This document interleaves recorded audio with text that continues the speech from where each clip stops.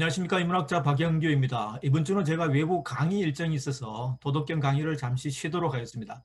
대신 3본 도서관에서 실시하는 포스트 코로나 시대 고전 인문학과의 만남 첫 번째 강의인데요. 주역으로 배우는 조선왕조실록이라는 강의 내용을 제가 올리도록 하겠습니다. 즐겁게 시청해 주시면 감사하겠습니다.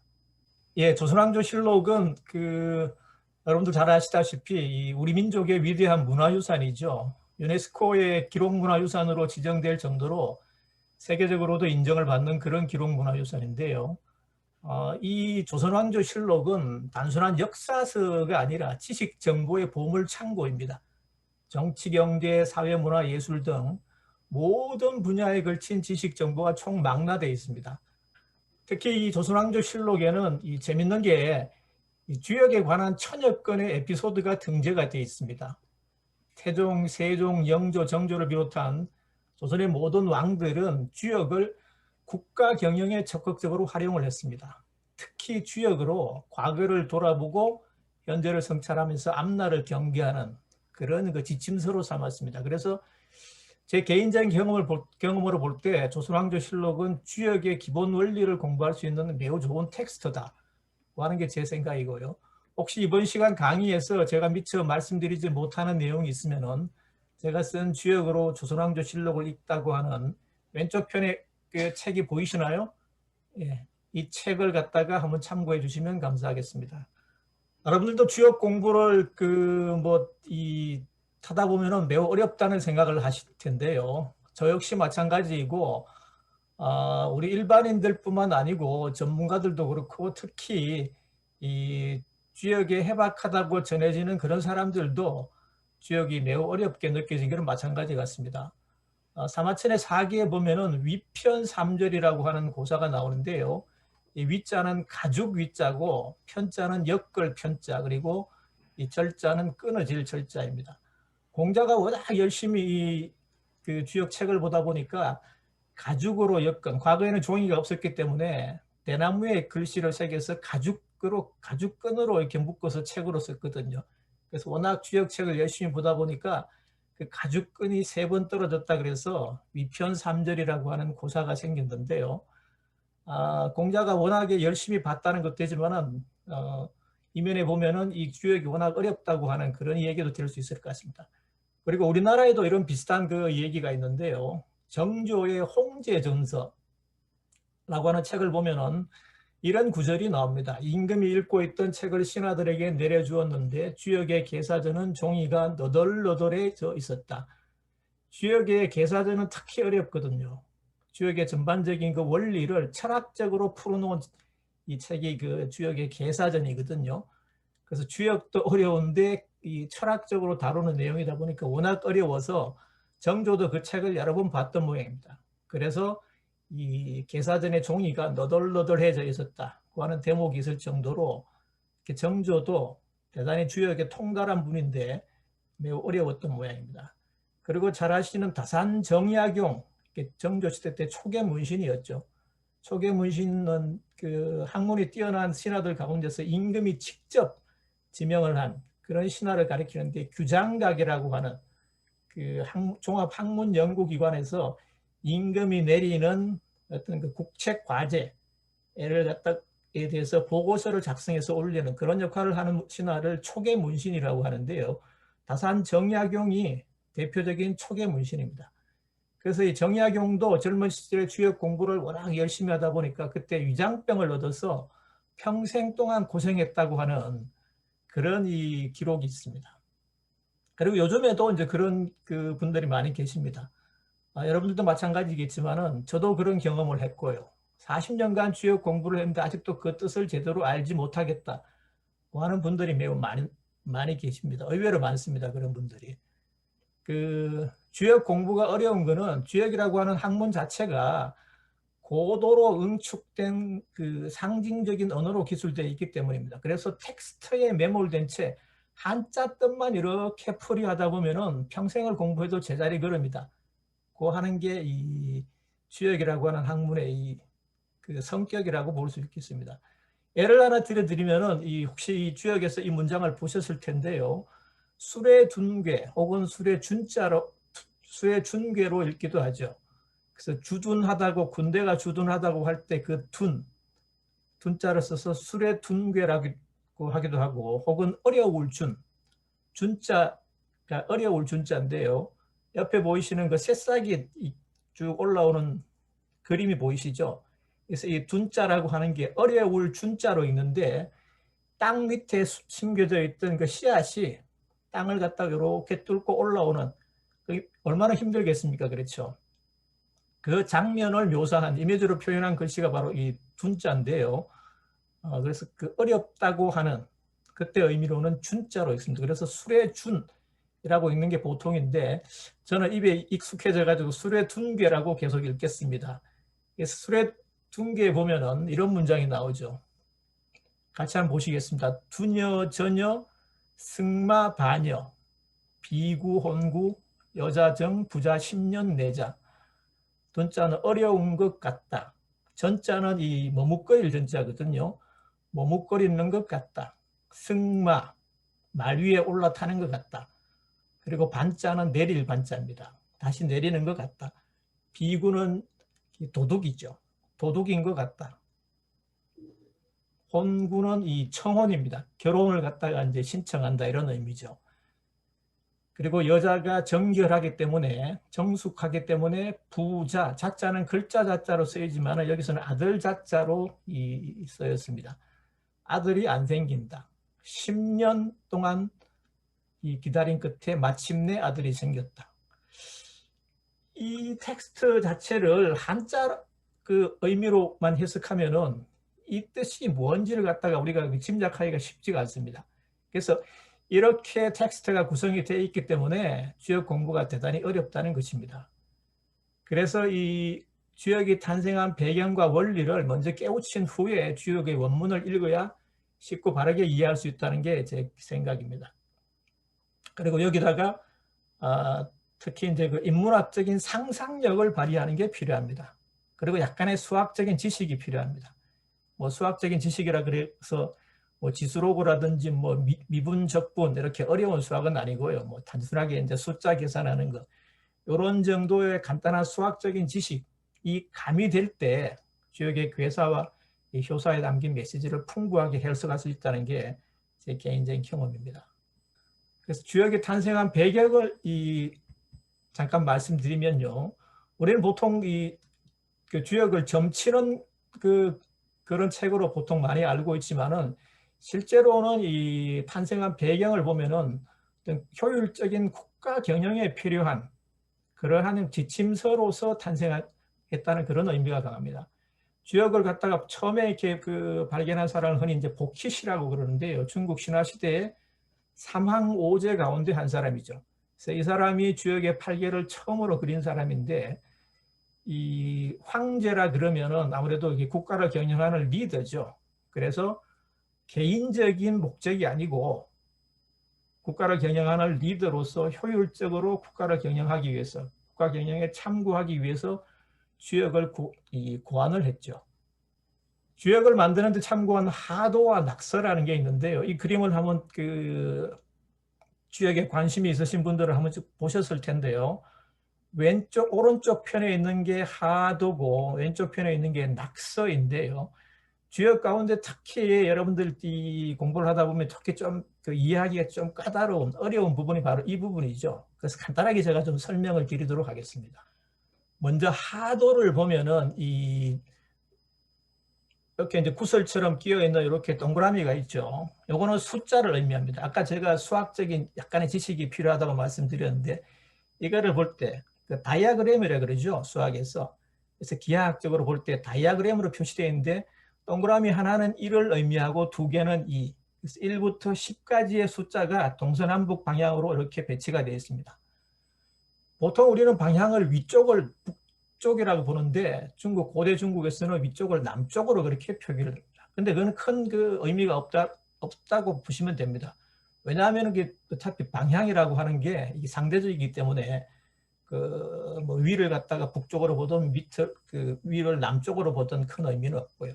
그리고 전후 좌우도 마찬가지입니다. 그래서 이 중요한 거는 숫자로 표시된 구슬 모양의 이 숫자들이 다이아그램 형식으로 1, 2, 3, 4부터 10까지 이렇게 표기되어 있는데 요걸 갖다가 이 근거로 해서 참고해서 주역을 괴를 만들었다고 하는 게 주역 괴를 만드는 원리로 쓰인 게 바로 이 하도라고 합니다. 옆에 있는 낙서도 마찬가지고요. 하도와 낙서의 차이가 뭐라고 보이십니까? 똑같죠. 거의 비슷한데 하도에는 10가지 있습니다. 그죠? 여기 보면은 중간에 보면은 이렇게 구설이 10개가 있죠. 근데 여기는 낙서에는 10개가 없죠. 9가 마지막입니다. 1부터 9까지가 표시되어 있습니다. 그래서 이 1부터 10까지 숫자를 더하면은 그 얼마가 됩니까? 55가 되죠. 그리고 낙서에 있는 1부터 9까지의 숫자를 더하면은 45가 됩니다. 45 더하기 55를 하면은 100이 되죠. 그래서 완전한 숫자, 하도와 낙서에 들어가 있는 숫자를 합하면은 완벽한 의미, 완결성을 의미하는 숫자인 100이 나오는 겁니다. 그래서 주역이라고 하는 학문이 학문의 완결성을 의미한다고 그렇게 볼 수 있습니다. 여기서 제가 말씀드리려고 하는 게 앞서 이렇게 그 보키시라고 하는 그 황제가 주역을 개인적인 차원이 아니라 국가 경영에 필요한 그런 지침서 참고서로서 만들었다고 말씀드렸는데요. 하도라고 할 때 그 하자와 낙서라고 할 때 이 낙자는 앞에 보시면은 이 삼수변에 무숫자가 다 들어가 있죠. 그래서 물과 관련이 있습니다.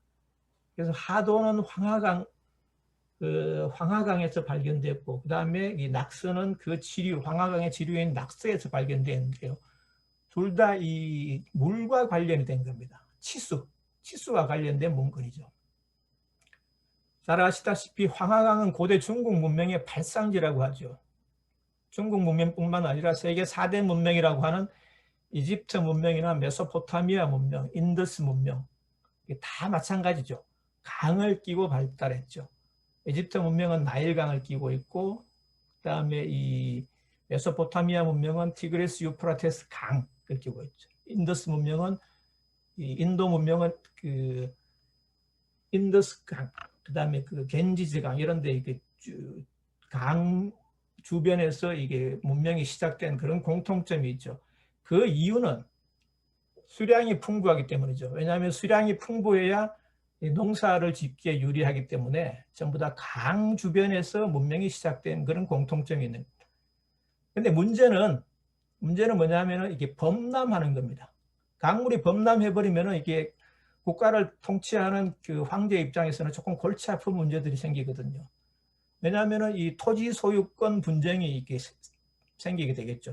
강물이 범람해버리면 이쪽 땅이 A구역, B구역, C구역 이렇게 나눠져 있었는데 이거는 누구 땅이고 하는 소유권이 명백했는데 범람해서 싹 썰어버리면 경계가 무너지게 됩니다. 그래서 토지 소유권에 대한 분쟁이 생길 수 있고, 그렇게 되면은 조세의 근거가 되는 토지의 경계가 불분명해지죠. 그리고 국가 입장에서는 세금을 갖다가 정기적으로 이렇게 거두기가 힘든 그런 상황이 발생하게 됩니다.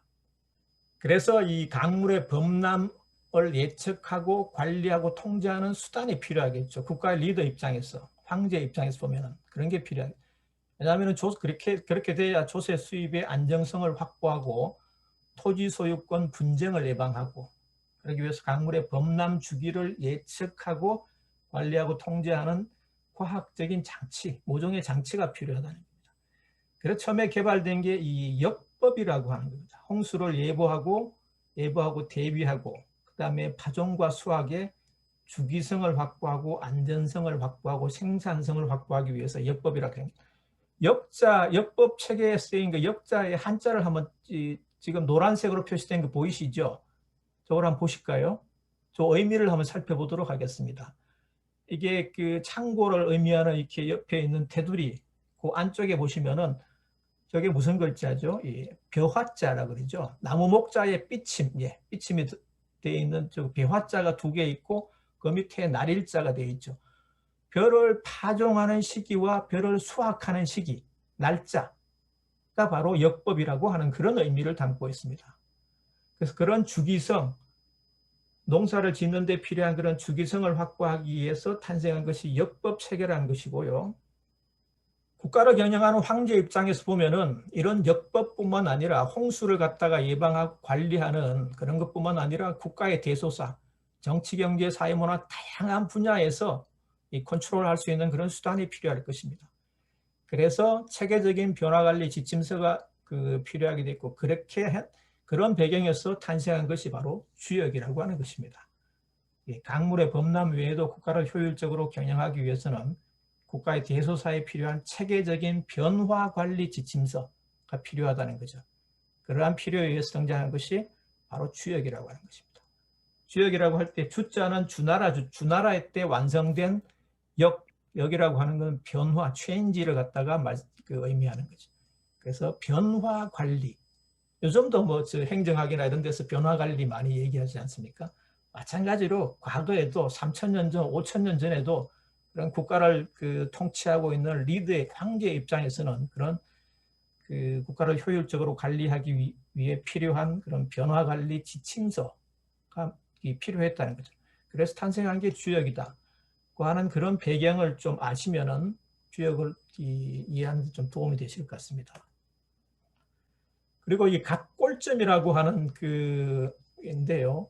원나라 시대까지는 주로 이제 점을 갖다가 볼 때 갑골점으로 봤죠. 그 다음에 이 주나라부터는 이렇게 산가지를 이용해서 보는 게 주역점으로 이제 주역의 이 패러다임 자체가 이제 바뀌었는데요. 원나라 때까지만 하더라도 이 갑골점이 유행을 했습니다. 이 기원전 3000년경 중국에는 이 점이 굉장히 유행을 했다고 합니다. 그래서 전문적으로 점을 치는 점인 집단 이 존재를 했다고 합니다. 뭐 한두 사람이 아니고 여러 사람이 이제 있었다고 합니다. 요즘 말로 하면 이런 사람들은 이 단순하게 점을 친다고 그러지만은 현대식으로 표현하면 싱크탱크입니다. 요즘 싱크탱크들이라고 하면 한국은행이라든지 무슨 뭐 경제 동향을 예측하는 거죠. KDI라든지 뭐 산업연구원 키에트라든지 뭐 이런 국책 연구기관들이 있죠. 그 사람들도 사실 하는 일이 뭐 쉽게 말하면 점치는 거죠. 내년에 경기 지표가 어떻게 되고 무슨 뭐 거시경제 지표가 어떻게 되고 이렇게 될 것입니다 하고 보고서를 쭉 써가지고 이제 그 장관한테 올리고 장관은 대통령한테 올리고 대통령이 마지막으로 이렇게 그걸 보고 오케이 이건 국가의 정책 방향을 이렇게 정합시다 하고 정하는 거죠. 뭐 완전히 똑같다고 할 수는 없지만은 현대식으로 표현하면 과거의 원나라 시대 때 있었던 점인 집단, 갑골점을 전문적으로 치는 이 점인 집단이 바로 그런 싱크탱크라고 볼 수가 있는 것입니다. 그리고 왕은 전문가들이 친 점의 메시지를 최종적으로 해석할 권한을 가진 판관이라고 볼 수 있습니다. 갑골점은 왼쪽에 이렇게 그림이 보이는데요. 이 문자가 새겨져 있고 이 거북 등껍질입니다. 거북의 등껍데기를 불로 지져서 치는 점을 갑골점이라고 그랬는데요. 원나라 때까지는 갑골점이 매우 유행을 했습니다. 아까 말씀드렸지만 주나라부터 주역점이 산가지를 이용해서 치는 주역점이 이 갑골점을 갖다가 대신해서 점의 정통 패러다임으로 정착하게 된 겁니다. 제목을 보시면은 점령이라고 하는 글자가 있는데요. 전쟁을 일으켜서 남의 영토를 이렇게 차지하는 걸 점령이라고 그러지 않습니까? 그 점령이라고 할 때 점자에 점을 치다고 하는 저 점자가 쓰입니다. 그 이유가 바로 이 주역의 탄생 배경과 관련이 있는 겁니다. 점을 갖다가 많이 쳤다 그랬는데요. 전쟁 같은 국가의 대사를 결정하기 전에 왕은 점인 집단에게 점을 치게 합니다. 어떤 테스트를 이 국가적인 과제를 주는 거죠.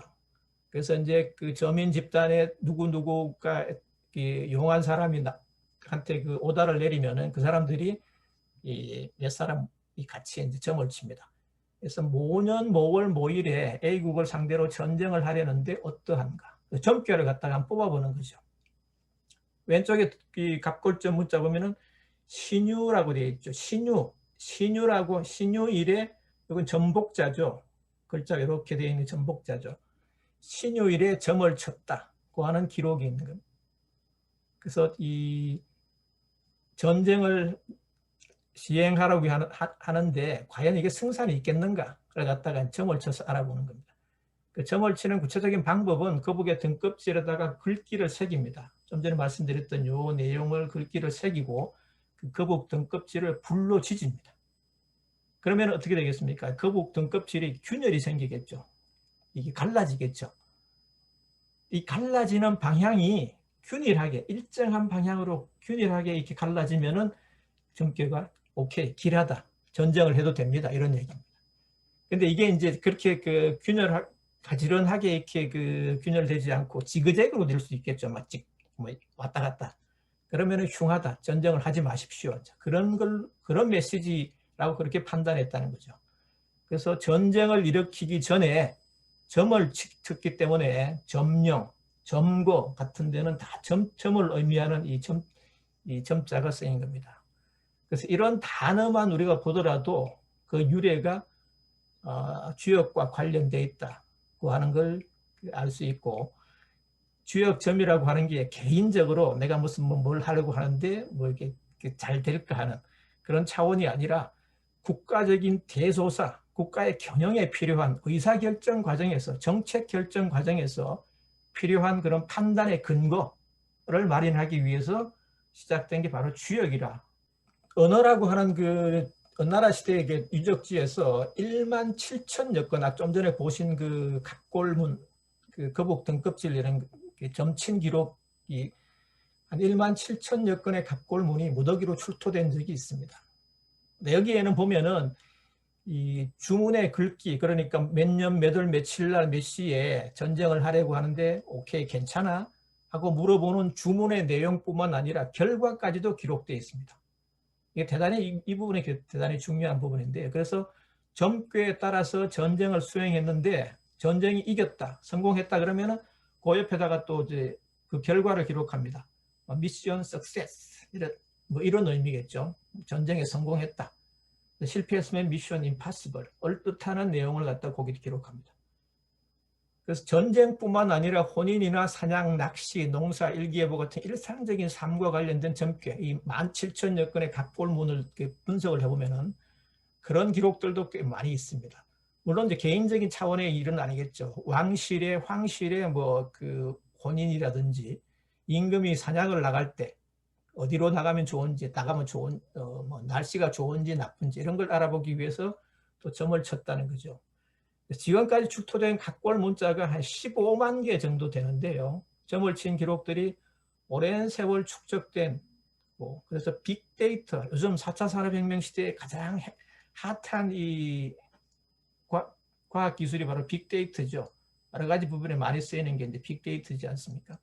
그래서 이 갑골문에서 기록되어 있는 이런 점괘들도 15만 개가 출토됐지만은 실제로 출토되지 않은 것까지 포함하면은 수십만 개 혹은 수백만 개가 될 수도 있을 겁니다. 그렇게 이제 빅데이터가 이제 쌓이게 되고 그걸 의사결정에 참고했던 것이죠. 그리고 이 중요한 건 실패한 데이터는 대부분 탈락을 시켰습니다. 미션 임파서블이라고 기록된 부분들은 다 이제 없애버렸죠. 왜냐하면 왕의 입장에서는 점괘가 잘못된 부분들은 아무래도 정치적인 부담이 될 수도 있겠죠. 그래서 그런 기록들은 다 이제 삭제를 해버리고 없애버렸다. 성공한 점괘만 주로 모아서 보관을 했습니다. 그래서 이런 데이터를 보관한 장소를 도서관이라고 했습니다. 지금 우리가 하는 이 3분 도서관 할 때 그 도서관이라고 하는 게 그 유래가 아까 그 주역을 갖다가 이 고안할 때 참고한 그 두 가지 그 다이아그램 형식의 그 그림을 보셨죠? 하나는 하도고 하나는 낙서라고 했지 않습니까? 하도할 때 도자와 낙서할 때 서자를 따서 도서관이라고 하는 이 단어가 유래를 한 겁니다.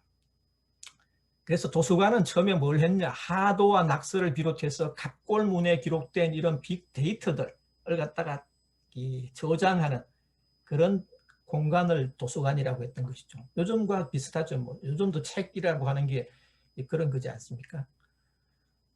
그래서 수천 년간 이런 데이터들이 축적되다 보면은 수천 년입니다. 수십 년도 아니고 수백 년도 아니죠. 그러면 진짜 우리가 얘기할 수 있는 이 빅데이터가 생길 수 있겠죠.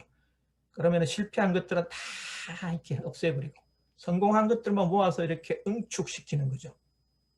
그래서 성공률이 100%에 접근하고 실패율은 제로에 접근하는. 그래서 과학적 그 의미의 의사결정 맵 참고 자료가 탄생합니다. 이것을 가지고 주역의 괴사나 효사로 활용한 겁니다. 그러다 보니까 주역의 괴사와 효사가 아까 잠깐 말씀드렸듯이 고도로 응축된 그런 내용으로 상징적인 언어 체계로 구성이 되는 겁니다. 그러다 보니까 이제 우리가 그 인문학적인 상상력을 갖다가 발휘해야 그 데이터 속에 들어있는 속뜻을 갖다가 짐작할 수가 있는 것입니다. 그래서 바로 이제 주역을 갖다가 쉽게 공부할 수 있는 게 그런 부분입니다. 그래서 그 옆에 제가 이렇게 기록을 해놨지만은 주역은 한마디로 말씀드리면 집단 지성의 결과물입니다.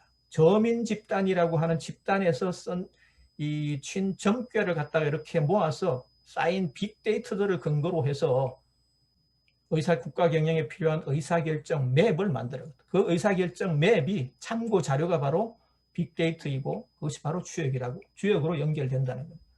그래서 이런 탄생 배경을 갖다가 조금 이해를 하시면 주역 공부에 조금 도움이 되실 것 같다는 게 제 생각입니다. 주역의 학문적인 체계를 완성한 사람들은 보면은 도키 씨가 8개를 최초로 도안했고요. 주나라 문왕과 주공이 괴사와 효사를 지었습니다. 그리고 공자가 이거 뭐 명확하게 고정된 부분은 아닌데 어쨌든 그렇게 지금 알려지고 있습니다. 주역 10익일, 익자는 날개 익자인데요. 그래서 주역의 내용과 의미를 갖다가 좀 더 풍부하게 해석할 수 있도록 쓴 책들을 갖다가 책이 10가지가 있는데 그걸 날개 익자를 써서 10익이라고 합니다. 단전상하, 상전상하, 문헌전, 계사전, 상하, 설괴전, 서괴전, 잡괴전 합치면 이 10개가 맞죠. 예, 그래서 주역의 원리와 철학적 의미를 상세하게 해설한 10권의 책을 10익이라고 하고 이걸 쓴 사람은 공자다. 주역에서 가장 중요한 포인트가 뭐냐 하면은 제가 입고 있는 티셔츠 보이시죠? Time for change 할 때 change입니다. 변화입니다. 변화. 주역에서 가장 중요한 것은 모든 일상을 갖다가 이렇게 고정된 것으로 보지 않는다는 겁니다. 그래서 어떤 점괘를 갖다 주역 점을 쳐서 어떤 점괘가 나와서 좀 안 좋은 점괘가 나왔다고 해서 그걸 갖다가 실망할 필요가 없다는 겁니다. 시간이 지나면은 좋지 않은 점괘가 좋은 점괘로 바뀔 수 있게. 그렇게 하기 위해서 어떠한 방향과 어떠한 쪽으로 내 행동과 의사결정 방향을 바꿔야 되는지 주역이 그걸 알려주는 겁니다. 그래서 그 지침에 따라서 쭉 하면은 자신의 나쁜 운명을 좋은 운명으로 바꿀 수 있는 게 주역입니다. 그래서 주역에서 가장 중요한 메시지 하나를 꼽아라 그러면은 변화라고 하는 겁니다. 그래서 이 주역할 때 쓰인 역자를 보시면요. 이게 위에 있는 게 날일자고 밑에 있는 게 이렇게 이제 달월자를 갖다 이렇게 거꾸로 쓴 겁니다. 도마뱀처럼 비슷하게 생겼다고 보이시죠? 그래서 양의 기운을 상징하는 해, 그 다음에 음의 기운을 상징하는 달, 해가 뜨고 지고 달이 뜨고 지는 이게 이제 우주 변화에 따라서 이 만물의 변화가 이제 생기는 거죠. 그래서 해와 달을 갖다가 상징적으로 써서 역자, 바뀔 역자라고 했죠. 체인지. 그 주나라 때 완성된 변화에 관한 학문, 주역을 한마디로 정의하자면 이렇게 말씀드릴 수 있는 겁니다. 그래서 영어를 보면은 이 주역에서 서구 사람들은 주역을 이렇게 표시한다. Book of Change라고 합니다. 그래서 이 변화에 관한 책이다. 이렇게 명확하게 표시를 합니다. 그래서 해와 달이 변화하듯이 삼라만상도 고정된 것이 없고 시간에 따라 변한다는 것이 주역의 기본 철학이다 하는 걸 염두에 두시면 될 것 같습니다. 그리고 주역의 기본 원리는 많이 들어보셨겠지만 하늘, 땅, 물, 산, 연못, 바람, 우레 여기 8가지죠. 자연현상이 8가지만 있는 게 아니지만 대표적인 자연현상 8가지 이걸 갖다가 8궤로 설정을 했습니다. 그리고 8궤를 88이 64죠. 예, 8궤를 아래 위로 상하로 중첩시키면 64가 되죠. 그래서 64개. 주역의 궤가 64개라고 하는 게 바로 이렇게 나옵니다. 그래서 이 64개로 인간의 길흉화복을 예측하고 앞날을 경계하는 그런 내용을 담고 있는 게 바로 주역이라고 보시면 되겠습니다. 자, 주역의 8궤는 모양을 많이 보셨죠? 이거는. 예. 이 짝대기, 짝대기가 아니고 이게 효라고 그러는데 효자가 긴 게 있고 짧은 게 있는데 긴 거는 양효라 그러고 짧은 건 음효라 그럽니다. 그래서 긴 게 3개 있는 게 건괴입니다. 하늘을 상징하는 하늘천, 그죠? 괴 이름은 그래서 건괴라고 그래서 연못을 상징하는 게 태괴, 불을 상징하는 리괴, 그다음에 우레를 상징하는 진괴, 그다음에 바람을 상징하는 손괴, 물을 상징하는 감괴, 산을 상징하는 간, 땅을 상징하는 공. 이 8가지 건태리진 송감 간 곤. 네. 이게 이제 주역 공부하는데 좀 외워둬야 될 필요가 있는 부분이 이런 부분이죠. 이게 어렵습니다. 그죠? 저도 이게 조금 한동안 주역책을 안 보다 보면은 헷갈립니다. 이게 저게 무슨 괴지 하는 그런 게 쉽게 이제 잘 안 와닿는 거죠. 그래서 제가 이제 방법을 하나 말씀드릴게요. 이게 제 나름대로 이제 생각하다 보니까 8괴를 쉽게 외울 수 있는 방법이 이런 게 있습니다. 태극기는 여러분들이 한 번씩 다 그려 보셨잖아요, 그죠? 태극 중앙에 태극이 있고 그 다음에 건리감곤. 초등학교 때 우리가 이렇게 3개 짝대기 3개 그리고 4개, 5개, 6개 이렇게 그리라 그러지 않습니까, 선생님? 3, 4, 5, 6. 건리감곤. 그래서 긴 짝대기는 하늘을 상징하는 건괴고, 그 다음에 풀, 가운데가 짧은 게 2개 있죠. 이괴, 그 다음에 물을 상징하는 감괴, 땅을 상징하는 건리감곤, 근공감이. 요거는 뭐 다 많이 하셨을 테니까 헷갈리지 않으실 겁니다. 문제는 이제 나머지 4개죠. 태진송간. 이게 이제 연못을 상징하는 태괴 같은 경우에는 이게 이제 하늘을 우리가 볼 수 있는 거죠. 눈을 들어서 위로 보면은 하늘을 볼 수 있지만은 제 뒤로 보이는 것도 하늘이죠. 연못에 하늘이 이렇게 잠겨 있지 않습니까? 연못에 이렇게 잠겨 있다. 그래서 이 연못이라고 하는 그 자연의 특징은 물이 찰랑찰랑 이렇게 고요하게 고여 있지만 그 안쪽에는 굉장히 깊은 하늘이 잠겨 있어요. 그래서 제일 위에가 이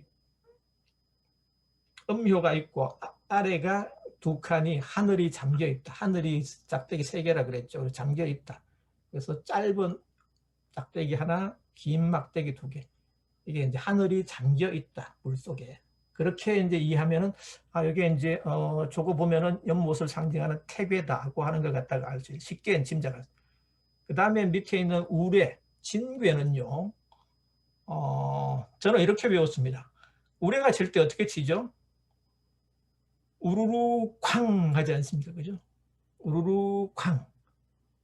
마지막에 쾅 큰 소리가 나지 않습니까? 그래서 이렇게 음효가 2개 있고 밑바닥이 쾅 하는 이제 긴 막대기는 이제 저게 이제 뭐 그렇게 이해를 하면은 좀 쉽게 외워지더라고요. 그래서 제가 참고하시라고 말씀. 밑에 있는 손괴 바람은 어떤 거죠? 바람은 어떻게 봅니까? 예. 쌩쌩 불죠. 이렇게 위에 그죠? 쌩쌩 특히 이제 심한 바람 쌩쌩 긴 막대기 2개는 양효는 쌩쌩. 근데 다 이렇게 바람이 계속 그렇게 불면은 사람이 날아가 버리겠죠, 그죠? 그렇게 안 되니까 걸어 다닐 수 있고 발을 디딘 부분은 살랑살랑 쌩쌩 살랑살랑 부면 되죠. 그래서 긴 작대기 2개, 그다음에 짧은 작대기. 이렇게 이제 외우니까 저도 여기 쉽게 얘기해요. 그다음에 산이라고 하는 거는 태산이 높다되 하늘 아래 매이로다고 하는 말이 있죠. 그래서 긴 거는 하늘 3개이라 그랬죠. 그래서 긴 막대기 밑에 지가 산이 아무리 높아봐야 하늘 밑이다. 그래서 짧은 작대기 2개, 음효가 2개 있는 걸 갖다 3개. 이렇게 외우니까 8개가 비교적 쉽게 좀 외워지던군요. 그래서 여러분들도 이렇게 참고해서 아마 여러분들도 마찬가지일 겁니다. 그죠? 이게 태괴, 진괴, 손괴, 강괴가 이게 모양이 비슷비슷하니까 헷갈리실 겁니다. 그래서 이런 방식으로 외우면은 조금 도움이 되실 것 같습니다. 8괴는 만들어진 원리를 보면은 이 노자가 쓴 도덕경에 보면 이런 구절이 있죠. 도생일, 일생이, 이생삼, 삼생 만물. 도가 하나를 놓고 하나가 둘을 낳고 둘이 셋을 낳고 셋이 만물을 낳고. 그래서 이 태극이라고 하는 거, 여기 빨간색 태극기에 걸린 중앙에 있는 그 태극이라고 그러죠. 또 태극이라고 하는 거는 이 기본적인 우주의 그 생성 본질을 포함하고 있는 그런 이 에너지가 고도로 응축된 그런 걸 물리학적으로 보면 그런 걸 갖다가 상징적으로 표현한 게 태극이라고 보시면 되겠습니다.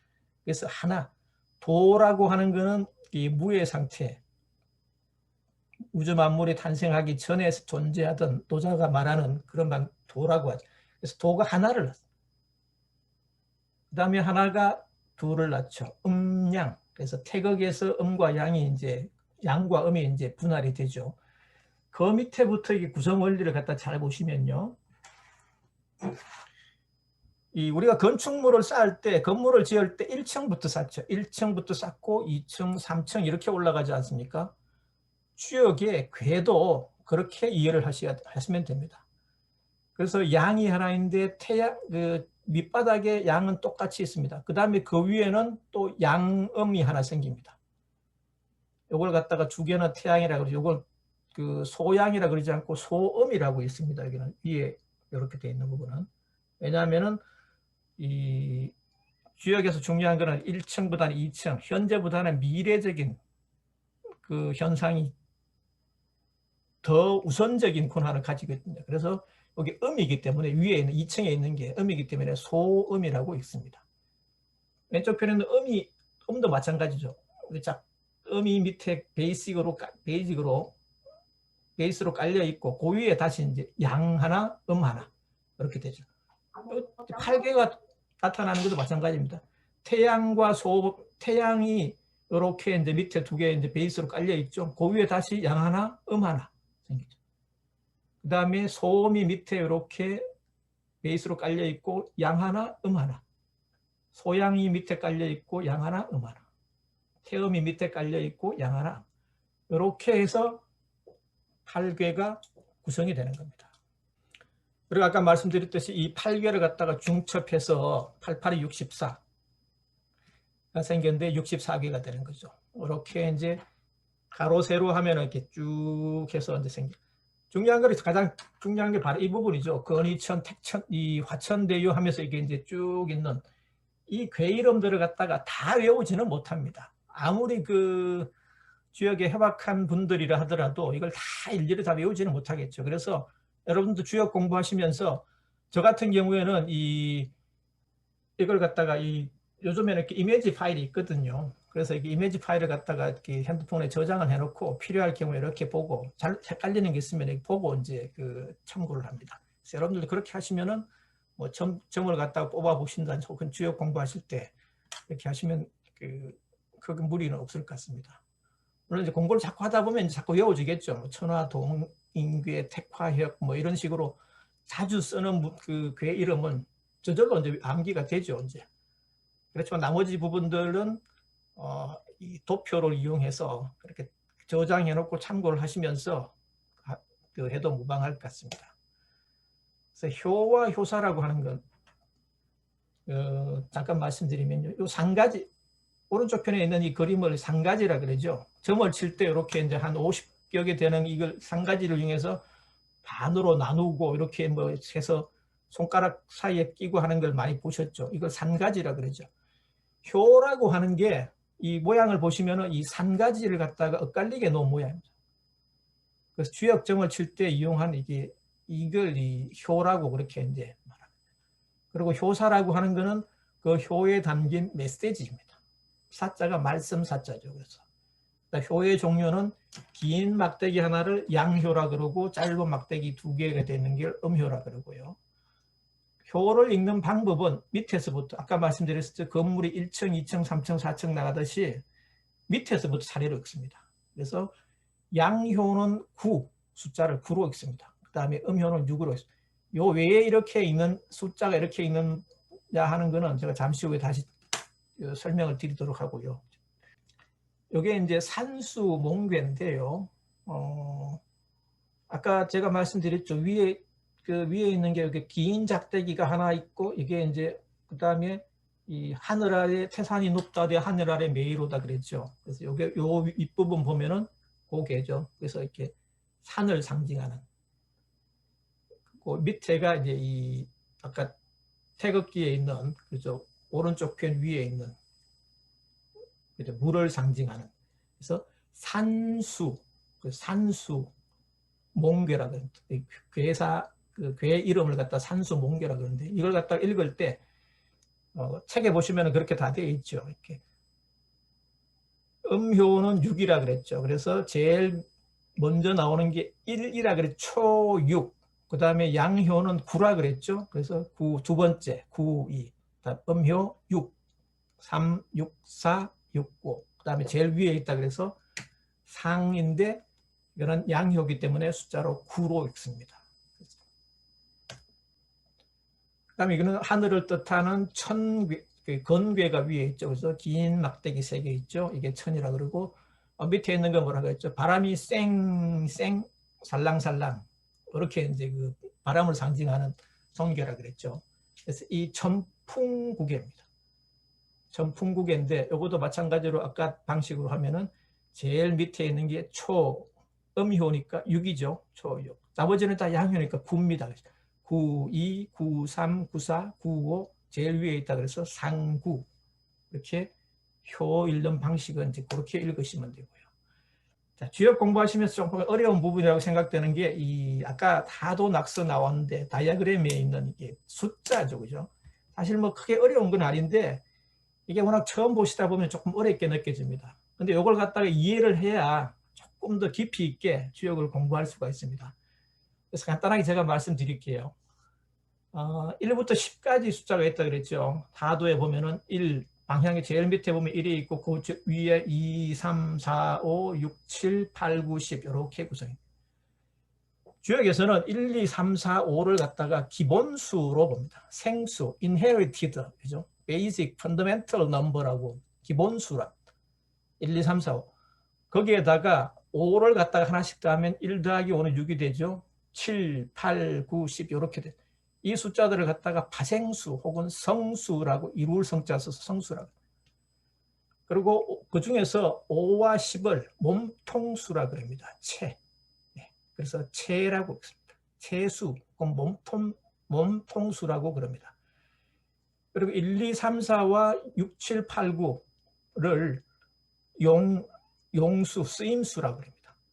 5와 10은 채수라 그러고 1, 2, 3 나머지 1, 2, 3, 4, 6, 7, 8, 9는 용수라고 그럽니다. 이런 부분 조금 외워두시면 되죠. 뭐 조금 공부를 하시면 될 거예요.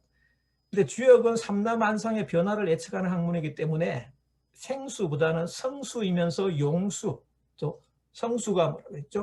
6, 7, 8, 9, 10을 성수라고 했죠. 그리고 1, 2, 3, 4, 5, 6, 7, 6, 8, 이걸 용수라고 했죠. 성수이면서 용수가 뭐죠? 6, 7, 8, 9. 이게 이제 기본 숫자로 채택합니다. 그래서 이걸 갖다가 아시면은 주역 공부 좀 어려운 부분은 조금 이해하시게 될 겁니다. 그리고 하도가 있는데요. 하도에서 이 천수는 홀수 13579 천수를 13579 홀수를 천수라 하늘 천자로 써서 천수라 그럽니다. 그 다음에 2468 10 이걸 짝수를 지수 땅지자 써서 지수라. 천수 중에서 기본수가 뭐라 그랬죠? 생수 1, 2, 3, 4, 5를 생수라 그랬죠. 천수 1, 3, 5, 7, 9 중에서 이 생수가 뭡니까? 1, 3, 5죠. 이걸 합치면 얼마입니까? 5, 9가 되죠. 9. 그 다음에 지수 중에서 기본수 2, 4, 6, 8, 10 중에서 기본수가 뭐죠? 2와 4가 기본수죠. 그래서 이걸 둘을 합치면 6입니다. 9, 6이라고 하는 게 아까 양효를 갖다가 9로 읽고 음효를 6으로 읽었죠. 이 원리에 의해서 그게 나온 겁니다. 그래서 하늘은 양을 뜻하고 땅은 음을 뜻하는데 양효를 9로 읽고 음효를 6으로 읽습니다. 이게 뭐 별거 아닌 수학적인 지식이지만은 이 원리를 기본적으로 이해하고 있어야 이 주역에 조금 어렵다고 생각되는 깊이 있게 들어가시다 보면은 그런 게 나오는데요. 그걸 이해를 할 수 있습니다. 그래서 낙서에 보면은 이게 이제 그 마방진이라 그러죠. 낙서는 1, 2, 3, 4, 5, 6 숫자라 그랬죠. 이게 구슬 이렇게 있는 것처럼. 여기 제일 밑에 요 가운데가 1이고 이렇게 가서 2, 3, 4, 5, 6 이게 가로 세로 대각선으로 다 더해도 얼마가 나오죠? 숫자가 15죠. 예. 어디를 더하든지 다 15. 이걸 마방진이라고 그러죠. 그래서 이 낙서에서 홀수를 천수라고 그랬죠. 이거는 이어지는 수입니다. 속이 찬수죠. 홀수는 이렇게 여기 보면은 모양을 보면은요. 다 속에 있죠. 그죠? 이런 게 이제 그래서 속이 찬수, 이어지는 수입니다. 대신에 짝수를 보면은 2, 4, 6, 8, 10, 2, 4, 6, 8, 2, 4, 6, 8, 그죠? 2, 4, 6, 8, 가운데가 비어 있죠. 요것처럼 이렇게 가운데가 없습니다. 그래서 끊어지는 수, 속이 빈 수입니다. 그래서 양효는 속이 찬수이기 때문에 숫자, 수학적인 그 넘버링을 그 매길 때 3을 좀 값이라고 하죠. 우리가 수학에서 함수에서 무슨 뭐 값을 갖다가 줄 때 있죠. 그래서 수학적인 함수 관계에 수를 줄 때 양효는 3에 대응하고요. 음효는 속이 빈수이기 때문에 2로 대응한다고 봅니다. 그래서 양효는 3, 음효는 2 이렇게 됩니다. 자, 8괴에 담긴 음양의 조화도 이제 이런 방식으로 이해를 하시면 되는데요. 하늘, 연모, 불 이렇게 쭉 천택, 화진, 예, 풍수, 산지 이렇게 있는 딱 괴라 그랬죠. 아까 제가 말씀드렸죠. 요거는 뭐 하늘이니까 쉽고 연못은 뭐죠? 살랑살랑한데 깊이 이렇게 하늘이 잠겨 있는. 이거는 불이고, 그다음에 예, 우레를 뜻하는 징계는 우르르쾅에게 징계라고 했죠. 바람은 쉥쉥 살랑살랑 그렇죠.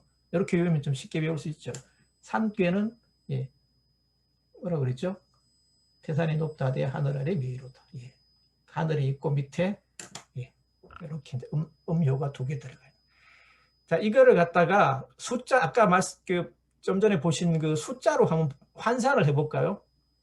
양효는 3이라 그랬죠. 3, 3, 3이니까 얼마입니까? 9죠. 음효가 2니까 2, 3, 3, 8. 3, 2, 3, 8. 이렇게 하면은 9, 8, 8, 7, 8, 7, 7, 6. 이렇게 나옵니다. 그죠? 그 값이. 9는 양이고, 8은 양. 그래서 8괴에는 양이 8개. 양이 4개. 그죠? 음이 4개. 그래서 8괴는 그렇게 수학적으로 보더라도 음양의 조화로 구성돼. 이게 수학적인 원리가 이렇게 다 담겨 있다는 겁니다. 대단히 심오하죠. 그래서 뭐 그 수학을 뭐 큰 어려운 수학은 아니지만은 그래서 원리에 포함된 건 대단히 이렇게 그 중요한 겁니다. 이걸 왜 알아야 되느냐? 책을 보시다 보면요, 이런 음양의 순환과 변화의 기본을 예, 주역 개사전에 보면은 궁즉변, 변즉, 통즉구라는 구절이 나오죠. 궁극에 이러면 변하고, 변하면 통하고, 통하면 영원해진다. 이런 말이죠. 그래서 이게 이제 기본적인 그 음양의 순환 원리입니다. 양이 궁극에 달하면 음으로 변하고, 음이 궁극에 달하면 양으로 변하는데요. 아까 말씀드린 이 구가 태양이라 그랬죠. 이게 3개가 있으니까 333이니까 9라 그랬죠. 그 다음에 미래 그 밑에 있는 건 그대로 있고, 위에 하나가 이제 양이 음으로 변하죠. 이게 이제 그러면은 소음이 되는 겁니다. 그러면은 숫자로 하면은 3, 3, 2니까 8이 되죠. 음이 지극해지면 궁극에 달하면 또 뭐가 되죠? 태음. 그죠? 가장 음기가 가장 세다는 겁니다. 그럼 요거는 6이 되겠죠. 2, 2, 2 이렇게 되겠죠. 그다음에 음기가 또 이제 이 극에 달하면은 그게 양이 되겠죠. 살짝 양이 하나 걸치는 겁니다. 그죠? 위에 양이. 그러면 2, 2, 3이니까 얼마죠? 7. 9, 8, 6, 7. 태양, 소음, 태음소 이런 식으로 순환이 되는 순환. 태양을 어떤 책에 보시면은 노양이라고 기록한 데도 있습니다. 그죠? 늙을 노자를 써서 노양이라고 하기도 하죠. 태음도 노음이라고. 뜻은 같으니까 어떤 걸 써도 무방합니다. 원리는 이런 거라는 걸 아시면 될 것 같습니다.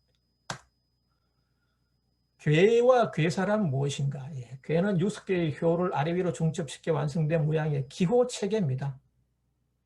상괴, 하괴가 있겠죠. 위에 있는 걸 상괴라 그러고 아래에 있는 걸 하괴라 그러고. 괴사는 각각의 괴가 가지는 의미고요. 그래서 아까 요 괴 모양을 보실까요? 자, 위에 있는 걸 한번 보실까요? 그죠? 하늘 아래 내이로다 할 때, 그죠? 여기 산을 의미하는 간괴입니다. 그죠? 금방 이해를 하시겠죠, 이제? 요거는 태극기의 위에 있는, 그죠? 오른쪽 편 위에 있는 물, 그죠? 감괴라고 합니다. 물, 감괴. 구덩이 감자를 써서 감괴라고 그러는데, 물구덩이가 이렇게 생기지 않습니까? 그래서 위에가 간괴고 아래가 감괴라고 해서 간상감하로 이루어진 괴라고 합니다. 그래서 이 이름은 산이 위에 있고 물이 밑에 있으니까 산수 괴고, 그 산수의 의미, 메시지, 괴에 사는 몽이라 어리석다고 합니다. 그 의미는 뭐 뒤에 나오니까 다시 설명드려요. 산수 몽괴입니다. 괴와 괴사의 의미는 바로 그런 거고요. 자, 이렇게 보면은 기본적으로 수학적인 이 약간의 상식만 있으면은 그 이해할 수 있는 하도 낙서부터 해서 벤 다이어그램처럼 되어 있는 이게 이제 음과 양, 수학적으로 적용되는 그런 부분을 이해를 하시면은 기본적 원리를 이해할 수 있고요. 마지막에 가장 중요한 거는 이제 그 아까 제가 말씀드렸죠. 주역을 바로 이해하기 위해서는 인문학적인 상상력이 풍부해야 됩니다. 그게 있어야 이 64괴를 갖다가 자기 나름대로, 이게 남들이 얘기해주는 쭉 점괘를 갖다가 이렇게 뭐 책에 써 있는 것보다는 자기가 주체적으로 주역의 괴를 보고 자신의 말로 그걸 표현할 수 있는 게 중요하죠. 그러기 위해서는 인문학적인 상상력이 필요한데요. 제가 몇 가지 괴를 갖다가 쭉 한번 설명을 드려볼 테니까 참고를 하시면 됩니다. 좀 전에 봤죠. 산수, 몽괴, 어리석다 그랬지 않습니까? 산수인데 어리석, 이게 위에가 산이 있고 아래가 물이 있는데 산에서 아래로 흘러가는 물이라 그러면 그 이미지를 한번 생각해 보시죠. 이게 막 지가 왔다 갔다 하지 않습니까? 가다가 바위도 만나는데 그렇다고 하더라도 물이 옆으로 안 가죠. 내리 그냥 막 직진한 밑으로 계속 흘러가지 않습니까? 그래서 어리석은 거죠. 어떻게 보면은. 지 죽을 줄 모르고 지 자리가 나쁜 자리인 줄도 모르고 그냥 계속해서 밑으로 내려간다는 겁니다. 그래서 산수괴에 괴 이름을 몽자로 붙인 게 그런. 그래서 괴를 이 64괴를 갖다가 해석할 때 가장 중요한 부분은 이 부분입니다. 그래야 쉽게 여러분들이 주역 공부를 하실 수가 있습니다. 오른쪽 편에 있는 거는 이 화산역연도요. 화는 아까 말씀드렸죠. 불을 뜻하는 리괴, 괴 이름 리괴인데 화, 그죠? 요거는 좀 전에 있었던 산수, 몽괴, 예. 화산, 그죠? 화산이라 그러면은 이미지를 우선 그 이미지를 갖다 인문학적으로 상상을 하시면 됩니다. 자, 산이 있는데 거기에 불이 났다. 그럼 어떤 생각이 드시나요? 상상력으로. 불이 훨훨 타지 않습니까? 훨훨 탄 자유롭게 이렇게 이제 날아가죠. 그래서 이게 이 괴 이름을 려자는 나그네 려자입니다. 화산려라고 읽습니다. 그게 왜 그렇게 읽느냐? 산에서 불이 나서 훨훨 타서 이렇게 자유롭게 훨훨 날아다니는 모습을 상징적으로 표현한 게 이 화산역입니다. 아마 64괴를 갖다가 이 그린 그 주나라 시대의 문왕이나 주공 같은 그런 사람들도 제가 생각하는 그런 방식으로 이 괴 이름을 정했을 거라고 저는 생각합니다. 저도 처음에 주역 공부를 하다 보니 너무 어려워가지고 몇 번을 봐도 이렇게 어려워서 잘 몰랐는데 이런 방식으로 괴를 해석을 하니까 괜찮다 이 방식이. 그래서 저는 64개를 이런 방식으로 쭉 해석하다 보니까 조금 쉽게 아까 말씀드린 수학적인 원리에다가 인문학적인 상상력을 발휘해서 이렇게 하니까 좀 쉬워지더라는 거죠. 여러분들도 좀 도움이 되시면 좋을 것입니다. 자, 주역의 기본 원리를 제가 지금 뭐 간단하게 말씀드리고 있는데요. 주역 괴를 해석하는 원칙은 제가 정리한 건데 한 두 가지, 크게 볼 때 두 가지라고 보시면 됩니다. 현재보다는 미래에 초점을 둡니다. 주역은. 왜 그럴까요? 아까 말씀드렸을 book of change라고, 변화, 현 상태보다는 미래적인 시점에서 어떤 변화가 일어날 것인지에 초점을 맞추고 메시지를 해석하는 게 이 주역입니다. 그래서 미래 변화에 초점을 두고 이 괴를 갖다가 보는 게 중요하다는 거예요. 자, 이게 택화역 괴인데요. 또 보실까요? 위에 있는 게 이게 뭐죠? 살랑살랑하고 밑에 이렇게 하늘이 잠겨 있는 두 개가 잠겨 있는 게 연못을 상징하는 거라 그랬죠. 예.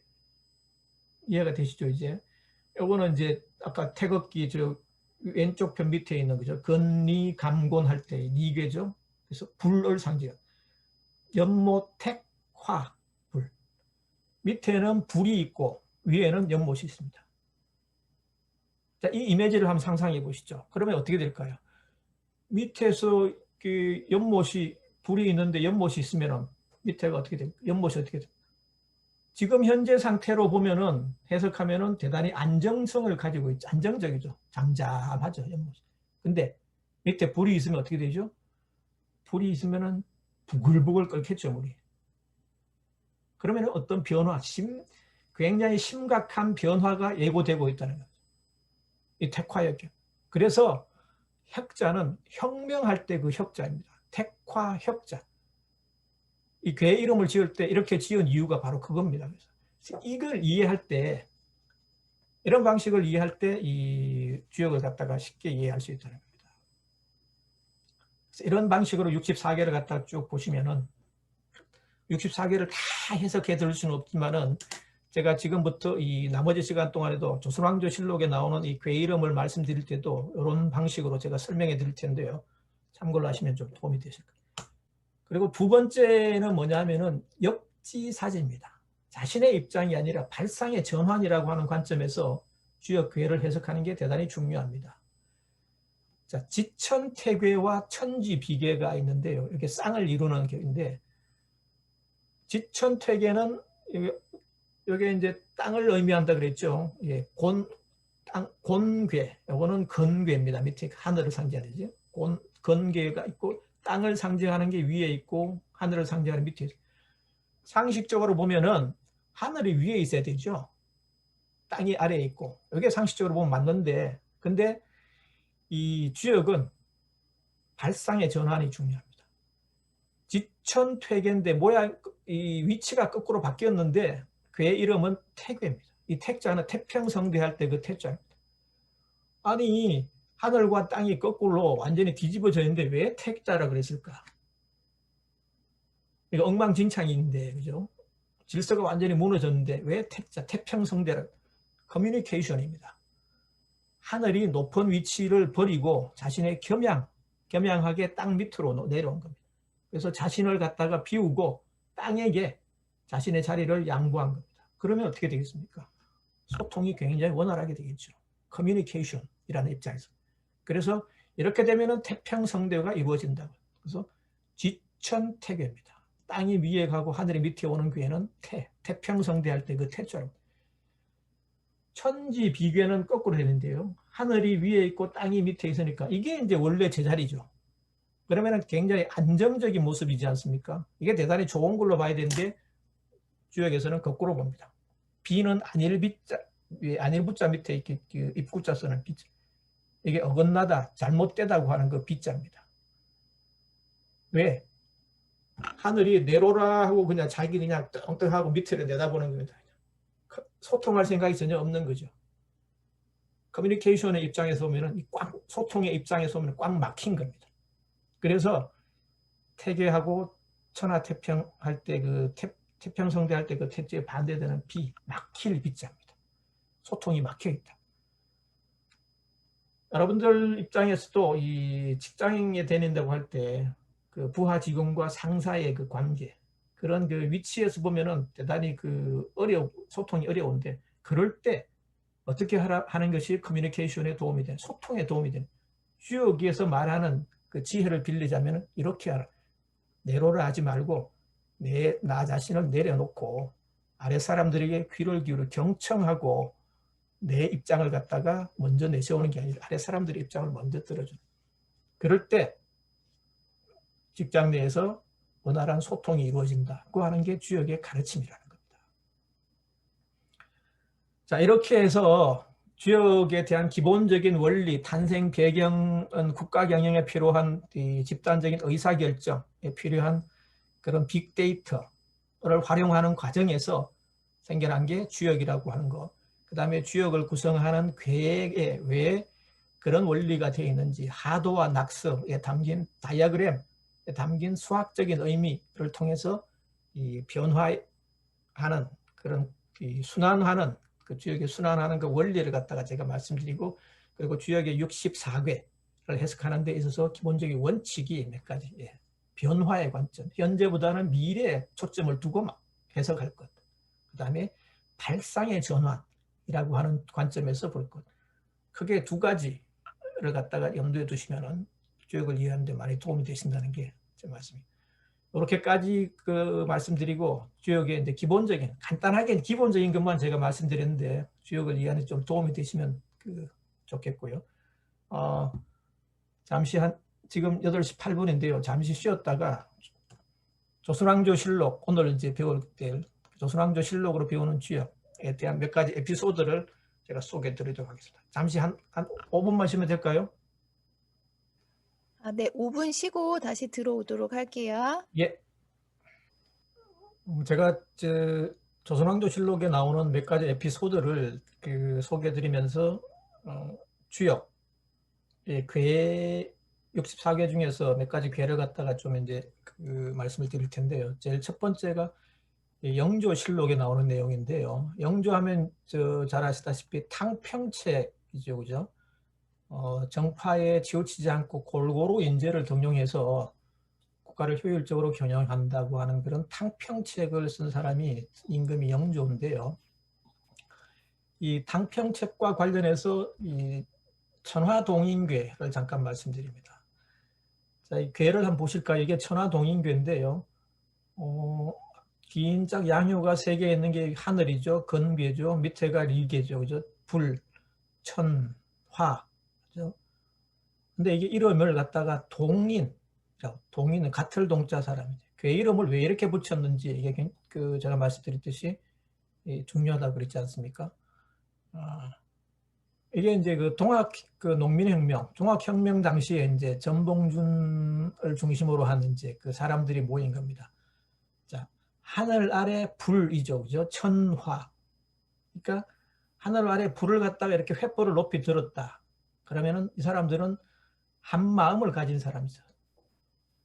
구시대적인 이 사회 질서를 타파하고 뭔가 이렇게 새롭게 조선이라고 하는 국가를 새롭게 만들어야 된다고 하는 그런 이 혁명에 대해서 동조하는 사람들이 같이 이제 그래서 천화동인이라고 표현한 겁니다. 그래서 이 천화동인 그 3절에 나오는 게 처녀화동인 군자의 유족 변물이라고 하는 구절이 나오는데요. 이덕수라고 하는 신하가 이렇게 말을 합니다.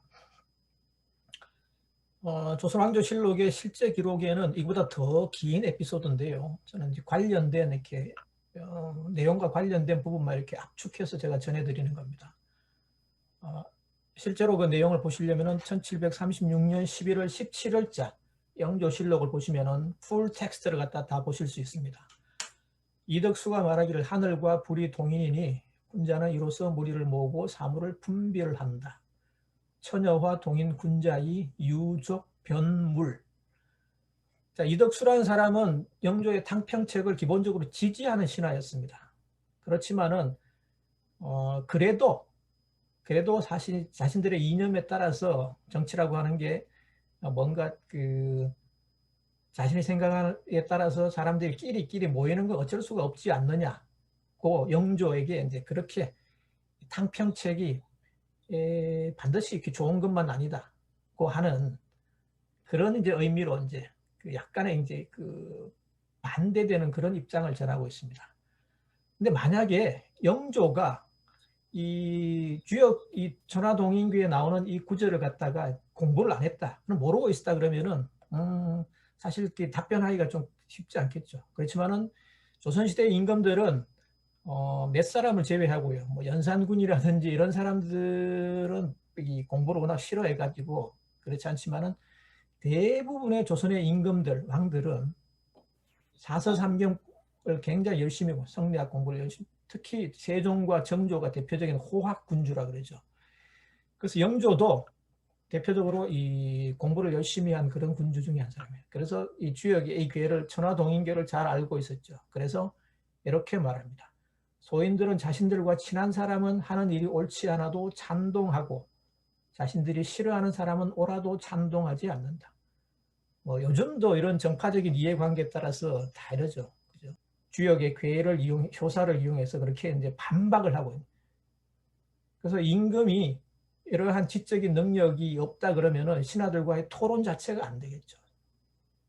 그래서 연산군이 자리에서 쫓겨난 것도 어떻게 보면 여러 가지 이유가 있겠지만은 신하들과의 그런 그 지적인 수준이 맞지 않아서 도저히 말이 안 통한 그런 부분이 있다고 보여집니다. 그래서 동인 우종 림이라고 되어 있죠. 유기효사에 보면 이렇게 나오는데요. 끼리끼리 모이는 게 그렇게 좋은 게 아니다. 그 하는 그 반박 영조의 이제 이덕수라고 하는 신하의 말에 대한 반박의 내용입니다. 그 다음 에피소드는 정조실록에 나오는 내용인데요. 이거는 그 괴를 한번 보실까요? 천풍구괴입니다. 여기. 이거는 긴 작대기 3개, 이거는 하늘 천자 건괴라 그랬죠. 천 하늘. 그리고 밑에 있는 이거는 어떻게 제가 말씀드렸죠? 바람이 쌩쌩 살랑살랑 그러죠. 이게 이제 바람입니다. 바람. 바람은 손자 손괴라 그러는데요. 의미는 바람을 의미하는 겁니다. 그래서 천풍 괴고요. 그 괴 이름을 뭐라고 붙였냐니까 구자로 붙였습니다. 만날 구자입니다. 왜 만날 구자로 붙였을까요? 바람이 하늘 자유롭게 여기저기 이제 바람이 자유롭게 다니지 않습니까? 그러다 보면 나무도 만나고 뭐 돌도 만나고 만나겠죠. 그래서 천풍구괴라고 했습니다. 그덕 제가 반복해서 말씀드리지만 이 부분을 이해하는 게 핵심입니다. 그러기 위해서는 괴가 가지고 있는 그 이미지를 인문학적으로 상상하고 거기에서 연상되는 걸 괴 이름으로 메시지를 갖다가 독해해내는 것. 그게 가장 중요한 부분입니다. 그래서 천풍국에 보면은 제일 밑에가 음효죠. 그 다음에 나머지는 전부 양효로 되어 있지 않습니까? 그래서 정조는 이 천풍국에를 이용해서 하나의 소인을 기용하면 많은 소인들이 아울러 나오기 쉽지만 하나의 군자를 기용하면 여러 군자들이 무리지어 나오게 됩니다. 주역의 천풍구계를 가지고 말하여 보더라도 여러 양 가운데 들어있는 하나의 음은 비록 해로울 것이 없지만 양이 미약해지고 음이 성하게 되는 10월에 이르러서는 모두 순음이 되는 것이니 두려워하지 않을 수 있겠는가. 간신히 지금은 한 사람이지만은 이게 차츰차츰 안 좋은 영향을 미치면은 조정의 신하들이 그 간신에 영향 때문에 다 그렇게 되고 그 분위기가 좋지 않게 된다고 하는 의미를 주역의 천풍구계를 인용해서 이렇게 말합니다. 양이 미약해지고 음이 성하게 되는 10월에 이른다. 10월이니까 음력이 있기 때문에 양력으로 하면 12월쯤 되겠죠. 이렇게 따뜻한 날이 짝짝짝짝 차진다는 거겠죠. 음기가 이제 성해진다는 거겠죠. 아까 말씀드렸듯이 이 주역은 현재적인 가치보다는 미래적인 가치, 변화하는 미래에 초점을 둔다고 그랬죠. 그래서 이 양은 시간이 지나면서 음이 됩니다. 음으로 차츰차츰 변하게 되죠. 그래서 12월이 되면 이게 전부 음이 됩니다. 그래서 지금 현재는 음이 하나, 간신, 소인배가 하나지만은 나중에 조정이 가만 놔두면은 조정이 소인들로, 간신배들로 들끓을 것이다. 그래서 미리 경계해야 됐다고 하는 메시지를 전하고 있는 게 이 에피소드인 것입니다. 역시 정조실록에 나오는데요. 산천대축괴인데요. 괴를 한번 보실까요, 모양을? 산 위에가 그 산이라 그랬죠. 산을 아까 어떻게 제가 이해한다 그랬죠. 태산이 높다 대 하늘 아래 메이로다 그랬죠. 이게 긴 게 하늘이니까 그 밑에 하늘 밑에 이렇게 음효가 2개 있으면은 이게 산을 의미하는 거다. 그리고 밑에는 똑같죠. 하늘. 예. 그래서 산천입니다. 그 이름을 대축, 크게 쌓는다는 거. 축자는 이렇게 축적한다는 걸 크게 쌓는다는 그런. 왜 산천을 대축이라고 했을까? 하늘이 밑에서 산이 이렇게 삐죽이 높이 올라가면은 에베레스트 산도 있고 백두산도 있고 그러면 어떻게 됩니까? 예, 그 이미지 자체가 굉장히 많은 것들이 이렇게 쌓이는 그런 이미지가 연상이 되겠죠. 그 연상을 통해서 이미지네이션을 통해서 이 괴 이름을 갖다가 이렇게 유추하는 대단히 중요한. 그래서 산천대축괴입니다. 그래서 정조는 이걸 통해서 이제 덕쌓기를 강조했는데요. 제일 밑에 있는 이렇게 한자를 보실까요? 군자의 다식천은 왕행 이축덕이라. 군자는 이로써 다식, 많이 안다는 거죠. 지식이 많다는 겁니다. 전언, 지나간 언행이죠. 그러니까 그다음에 왕행, 지나간 행동들을 통해서 군자는 이를 통해서 이축기도 덕을 쌓는다, 크게 쌓는다 그런 얘기죠. 그래서 공부 열심히 하라는 겁니다. 책 열심히 보고 그거 보면은 이렇게 이제 선인들이 남긴 그런 지식도 있고 지혜도 있으니까 그걸 갖다가 많이 알면은 지나간 행동을 통해서 많이 알게 되면은 덕을 쌓고 그 덕이 차츰차츰 높아지면은 자신처럼 개혁군주, 호학군주가 되지 않느냐. 그래서 공부를 갖다가 강조하는 신하들한테 이제 그런 걸 강조하는 이 구절입니다. 자, 천수송괴인데요. 이거는 보시면은 송자는 이 소송할 때 그 송자죠. 자, 이게 왜 송자가 붙었느냐? 한번 보실까요? 말씀드린 상상력을 한번 발휘해 보시죠. 하늘 천자, 그죠? 천괴, 건괴라 그랬죠. 자, 긴 것에게 천. 요거는 뭐라고 해요? 태극기의 위쪽에 있는 수, 물, 그죠? 천수. 근데 하늘 아래 물이 있는데 왜 송자가 붙었을까? 소송. 예. 하늘이 위에 있고 물은 어떻게 됩니까? 밑으로 가죠, 그죠? 밑으로 흘러가지 않습니까? 빠이빠이 하는 겁니다. 그러니까. 에이, 니는 니대로 나는 나대로 이렇게 가는 겁니다. 그럼 어떻게 됩니까? 의견의 접점. 이 불가능한 거죠. 그래서 나는 나대로 니는 니대로 간다 그래요. 그 결별을 의미합니다. 그러다 보면은 이 의견이 맞지 않으면은 이게 코디네이션을 통해서 서로 이제 조화를 어떤 화해를 해야 돼, 화합을 해야 되는데 그게 안 된다는 거예요. 그러면 결국은 어떻게 돼요? 지금도 그렇죠. 법적으로 간. 그래, 법으로 하자. 송자는 그래서 붙은 천수송괴. 하늘과 딱 물이 서로 이제 제갈길을 가는 모양입니다. 그래서 송괴입니다. 선조실록에 나오는 내용인데요. 선조는 잘 아시다시피 이게 임진왜란을 초래한 임금이죠. 자기 살겠다고 그냥 다 경복궁을 버리고 궁궐을 버리고 이제 가마 타고 이제 저 북쪽으로 계속 도망을 갔죠. 도망이란 표현은 좀 어폐가 있겠습니다만은 어쨌든 뭐 조정을 지키기 위해서 국가를 지키기 위해서 그렇게 했겠지만은 또 모양이 별로 좋지 않았습니다. 결사항전하겠다는 그런 걸 보여주지 않은 임금이었죠. 그래서 백성들이 어떻게 했습니까? 경복궁에 불을 싹 질렀지 않습니까? 그리고 일본 그 왜군들한테 협조도 하고 우리를 갖다가 지켜주지 않는 임금은 아무 소용없다. 그래서 비판을 많이 받았죠. 그런데 참 아이러니컬하게 이 선조는 조선시대 임금 중에서 주역 공부를 제일 열심히 한 사람. 선조실록을 보면요. 오늘은 주역에 무슨 괴를 갖다가 진강했다. 신하가 나와서 이제 강의한다는 게 진강이다. 또 오늘은 또 무슨 괴를 갖다가 진강했다. 이런 표현들이 수도 없이 나옵니다. 심지어는 임진왜란 중에도 피난을 다니면서도 공부를 갖다가 계속했어요. 그러니까 신하들 중에는 선조가 그러니까 아니 도대체 이게 그림의 떡 아니냐. 이게 뭐 주역을 갖다가 지금 난리인데 임금이 그렇게 주역 공부하고 있으면 되냐. 백성들도 지금 난리단 말이야. 그렇게 비판한 신하들도 있습니다. 정경세라고 하는 신하가 그런 이 선조의 그런 우유부단함을 갖다가 이제 주역 천수송괴에 빗대서 비판을 하고 있는 거예요. 조선시대 신하들은 이 빠른 소리를 굉장히 잘했거든요. 일을 할 때 처음에 잘 꾀하라고 했으니 모든 일은 처음에 잘 꾀하지 않으면 안 됩니다. 소서행장 고니시 유키나가 이 일본 그 대장이었죠. 그러니까 이 수십만 명의 이렇게 병사들을 이끌고 조선을 침략한 그 대장이었습니다. 소서행장이 이순신이 자꾸 등장해서 전세가 바뀌니까 그리고 일본의 사정이 별로 안 좋으니까 철군하기로 이제 결정을 합니다. 그러면 이때 상당히 주의 깊게 계획을 잘해서 이제 다시는 그런 일이 생기지 않도록 체계적으로 짝짝짝 이제 해야 되는데 이때도 선조는 우유부단하게 이럴까 저럴까 이러면 어떻게 되나 저렇게 이러면 신하들이 어떻게 했습니까?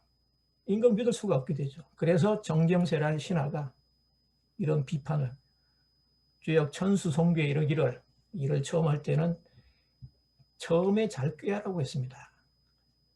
대신들과 미리미리 상의하여 대책을 세우는 것이 좋겠다. 주역은 이렇게 이제 국가 경영에 임금뿐만 아니라 신하들 입장에서도 대단히 유용한 그런 메시지, 참고 자료, 의사결정에 필요한 그런 이 근거로서 많이 활용이 됐다는 걸 알 수가 있죠. 자, 숙종실록에 나오는 내용인데요. 뇌풍항괴입니다. 자, 이 뇌자는 뭐죠? 우레죠. 아까 뇌자는 어떻게 외우라고 말씀드렸죠? 우르르 그죠? 작은 거, 살랑 우르르 약하게 우르르 하다가 마지막에 쾅, 그죠? 이게 이제 뇌자입니다. 우레를 상징하는 뇌를 우레자입니다. 그죠? 그 다음에 풍은 바람이죠. 바람은 어떻게 외우라고 했죠?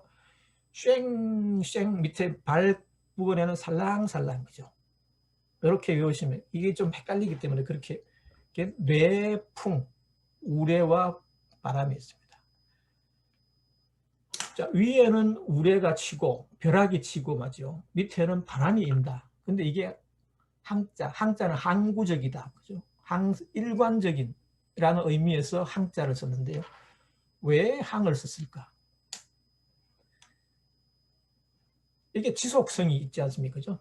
금방 끝일 게 아니죠. 그죠? 위에 벼락이 치고 바람이 그냥 심하게 쉥쉥 불고 하면은 이게 금방 끝일 게 아니죠. 일정한 정도의 이 시간 시기적으로 일정한 정도 쭉 이어진다고 하는 게 연상이 되지 않습니까? 그래서 뇌풍에는 항자를 붙입니다. 뇌풍 항자. 이 숙종실록에 나오는 이 에피소드 재미가 있는데, 숙종은 여러분들 잘 아시다시피 정치적으로 굉장히 이게 수가 뛰어난 임금이었습니다. 그래서 황국 정치의 달인이라 그러죠. 황국은 국면전, 요즘 말로 하면 국면전환입니다. 자신한테 뭔가 불리한 게 있으면은 이쪽 정파를 갖다가 싹 몰아내고 또 저쪽 정파를 갖다가 싹 동용했다가 또 한 7, 8년, 10년 정도 시간이 지나서 이쪽 사람들에게 권력이 너무 집중된다고 생각하면은 여기를 싹 잘라내고 반대편 세력을 갖다가 쭉 등용하고 국면 전환의 달인입니다. 황국 정치의 달인입니다. 그래서 그러다 보니까 신하들 입장에서는 이게 숙종의 그런 게 이렇게 마음에 안 든 그런 측면이 있었겠죠. 그래서 이진금이라고 하는 신하가 상소문을 올려서 전하께서는 국면을 변개하시는 즈음에 한 사람이 거슬리면 반드시 한편의 사람들을 모두 소탕하시니 주역 뇌풍항괴에 이르기를 그 덕을 항구에 지키지 못하면 수치를 당한다고 했으니 전하께서는 반성해. 이 주역을 빗대서 임금을 비판하고 있는데요. 자, 여기 마찬가지입니다. 만약에 이 숙종이 주역 공부가 덜 돼 있다 그러면은 이게 뭐 특별히 이게 논박을 하기가 쉽지 않겠죠. 근데 숙종도 그렇지는 않거든요. 공부를 굉장히 열심히. 네가 그렇게 얘기하는데 뇌풍항괴는 그런 구절만 있느냐? 이런 구절도 있다고 하는 겁니다. 군자가 한번 뜻을 세우면 그 방향을 바꾸지 않는다고 했으니 너의 논리가 지극히 회개하다. 그러니까 국면을 전환하기로 한번 이렇게 의사결정을 했으면은 군주 입장에서는 그걸 갖다 왔다 갔다 하지 않고 일관성을 이렇게 쭉 밀고 나가는 게 중요하지 않느냐고 하는 의미에서 신하에 대해서 이렇게 똑같은 주역의 뇌풍 한계를 끌어와서 이걸 신하에게 자신의 의사를 갖다가 관철시키는, 이게 리더십이죠. 임금 입장에서. 그렇지 않으면 굉장히 신하들에게 당하기 쉽습니다. 조선시대에 고위관료, 장관급, 차관급 하는 판서나 이렇게 참판 같은 사람들 입장 정도 되면은 굉장히 학식이 뛰어난. 그래서 주역 공부가 제대로 안 돼 있다 그러면은 신하들 갖다가 제대로 통솔할 수 없겠죠. 리더십에 상처가 생길 수밖에 없죠. 그래서 주역이라고 하는 게 대단히 중요한 군주의 리더십을 확립하는 데 대단히 중요한 지적인 배경이 됐다고 말씀드리겠습니다. 영조실록에 나오는 내용인데요. 특진관 이진수. 자, 그 전에 그 괴를 한번 보실까요? 위에 있는 게 지산겸괴입니다. 자, 이거는 짝대기 작은 음효가 3개 있는 거는 땅을 상징 곤괴라 그랬죠. 그 밑에 있는 게 하늘 아래 메이로다는, 그죠? 하늘 긴 거 위에 밑에 작은 음효가 2개 있는 거, 산이라 그랬죠. 그래서 지산입니다. 근데 왜 겸자를 갖다가 썼을까요? 지산겸. 자, 땅이 하늘은 굉장히, 이 산은 굉장히 높지 않습니까? 에베레스트 산, 백두산에서 굉장히 높은데 자신을 숙입니다. 그죠? 땅 밑으로 숨어듭니다. 그래서 겸손한다. 그래서 이 자신을 낮추는 모습을, 그렇게 콧대 높은 산이 땅 밑으로 숨어들었으니 이거 얼마나 겸손한 겁니까? 그죠? 그래서 지산겸입니다.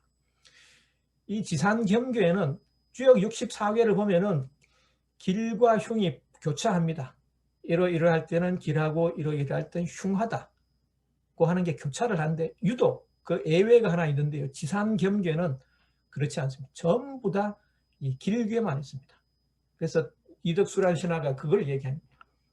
주역 64괴에는 각 효마다 길흉이 섞여 있지만 지산겸괴에는 유일하게 흉이 없는데, 이는 겸손함이 하늘과 인간의 마땅한 도리다. 그래서 전하께서도 잘난 체 너무 하지 마시고 겸손해라, 이런, 이게 굉장히 타기 힘들죠. 요즘 그 신하들, 요즘 뭐 대통령 비서실에 있는 그 사람들 중에 이렇게 대놓고 임금을 비판하는 사람이 있을까요? 직언이죠, 이건. 근데 이렇게 직언을 갖다 말했습니다. 앞서도 보셨지만은 굉장히, 하지만 거칠게 말은 쓰지 않습니다.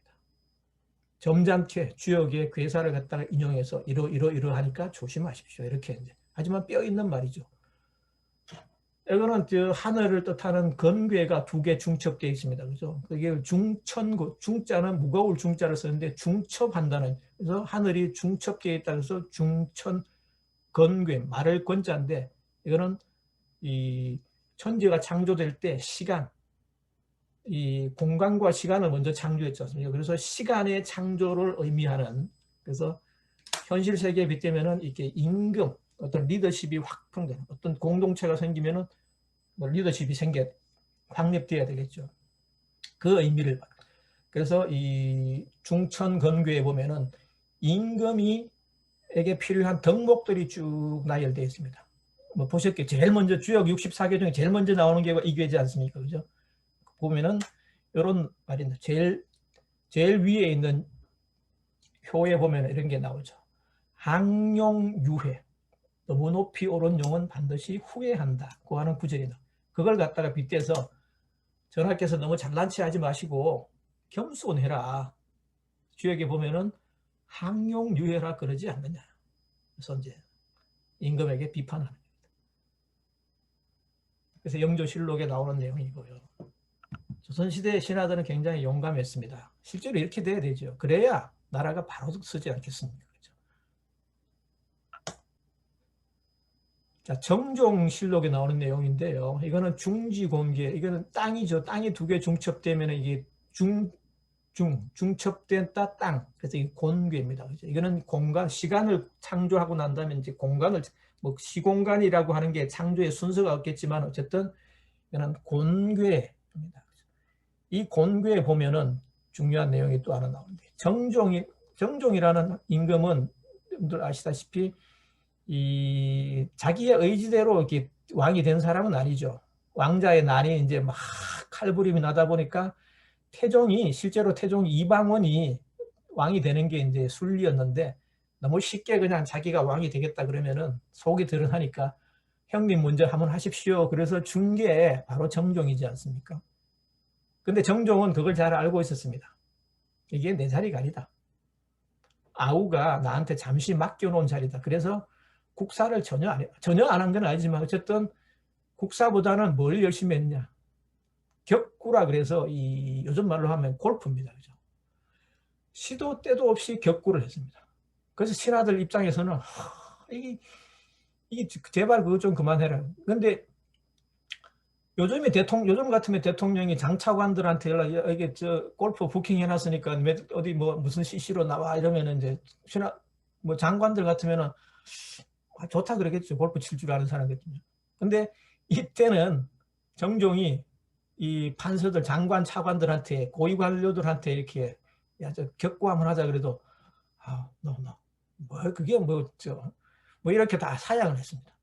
그러니까 이게 할 수 없이 누구랑 하느냐? 비서들, 만만한 게 비서들이니까. 여기 보면은 김사행, 조순 이런 사람들이 나오죠. 그러니까 자기가 수족으로 벌일 수 있는 이제 환관입니다. 그러니까 비서들입니다. 맨날 이런 비서들 데리고 이제 골프나 치니까 신하들 입장에서 이제 이렇게, 그래서 정종에게 사헌부에서 올린 상소문이 나오는데, 서리를 밟으면 굳은 얼음에 이른다. 예. 중지공기에 나오는 말 중에 가장 유명한 구절이죠. 그래서 예. 미리 서리를 밟으면 굳은 얼음에 이른다는 것은 조그마한 실마리가 잘못되면은 나중에 큰 일이 닥치니까 미리미리 대비하십시오, 이런 의미겠죠. 그래서 이렇게 비판적으로 임금을 까는 거죠. 여기도. 예. 도대체 뭐 왜 이렇게 하고 한 날 골프만 치십니까? 이런 거죠.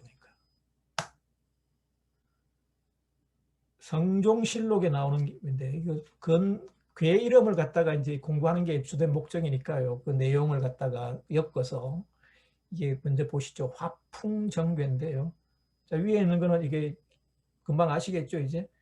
이게 이제 태극기에 건이 감곤할 때 리괴, 그죠? 불을 상징하는 이렇게 4개, 3, 4, 5, 6이라고 그랬죠. 4. 가운데 이렇게 요게 숨은 거는 이게 불을 의미하는 겁니다. 그죠? 화. 그 다음에 밑에 있는 거는 쌩쌩 살랑살랑, 바람이라고 그랬죠. 그래서 화풍인데 괴 이름을 정괴라고 했습니다. 이 정자는 소정자입니다. 세 발 달린 속지인데 이렇게. 자, 밑에 바람이 살살 있고 불이 난다. 그러면 솥에서 음식을 하는 거죠. 그죠? 금방 이거는 그럼 쉽게 이게 연상이 되시죠.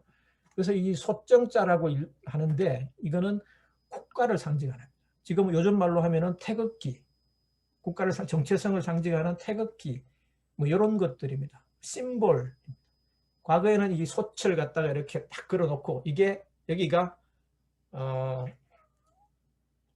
왕족, 이 조정의 중심이 되는 그런 곳이다고 하는 것 같다. 저걸 상징적인 솥을 갖다 걸어놨습니다. 3발 달린 솥입니다. 근데 이걸 갖다가 쏟으면 어떻게 됩니까? 잘못해가지고 툭 걷어차면 이렇게 음식 안에 있던 음식이 쏟아지겠죠. 그래서 자기는 별로 이렇게 재주가 없는데 높은 자리를 맡으면 항상 이렇게 이제 신하들은 이렇게 이제 겸손하게 사양을 했습니다. 그래서 이조 판서 강희명이 상수하기를 엎드려 생각하는데 전형은 중임이, 전형은 이렇게 이조 판서를 말하는 거죠. 전형은 요즘 입시 전형할 때 있죠. 사람을 골라내는 걸 전형이라고 해요. 그래서 인사를 갖다가 책임지고 있는 부서가 2조입니다. 그래서 그 대장이 판서는 2조 판서니까 너무나 중요한 직책인데 내가 감당할 수 없습니다. 그래서 공속을 엎어놓을까 거듭 경계하여 날이 갈수록 조금 더 편찮아요. 사양하는 거예요. 이게 이제 공속이라고 하는 게 솥에 담긴 음식을 말하는 겁니다. 내가 재주도 없는 사람이 2조 판서를 맡으면은 국가를 위해서 손해를 끼칠 수 있으니까 사양하겠습니다. 고 하는 내용. 예. 강희명이라고 하는 사람이 성종에게 그 사의를 표명합니다. 자, 아홉 번째 제가 소개해 드릴 이 에피소드는요, 조선왕조 실록에 나오는 내용은 아닙니다. 난중일기라고 있죠. 이순신 장군이 쓴, 이렇게 임진왜란 때 쓴 이게 난중일기.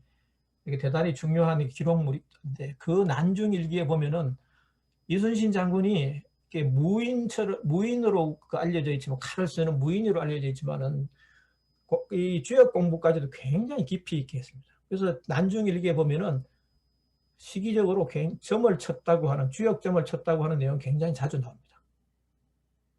그래서 뭐 아들이 아프다거나 무슨 부인이 좀 건강이 안 좋다, 그래서 어머니 안부가 걱정된다, 혹은 서해 유성룡, 당시 임진왜란 때 영의정 됐다가 다시 공격을 받아가지고 영의정 사임을 하고 이런 사람이죠. 서해 유성룡 안부가 궁금할 때, 혹은 그 전쟁에 나가기 전에 비가 오는지 안 오는지 다양한 시기에 의사결정에 참고하기 위해서 이순신이 점을 쳤습니다.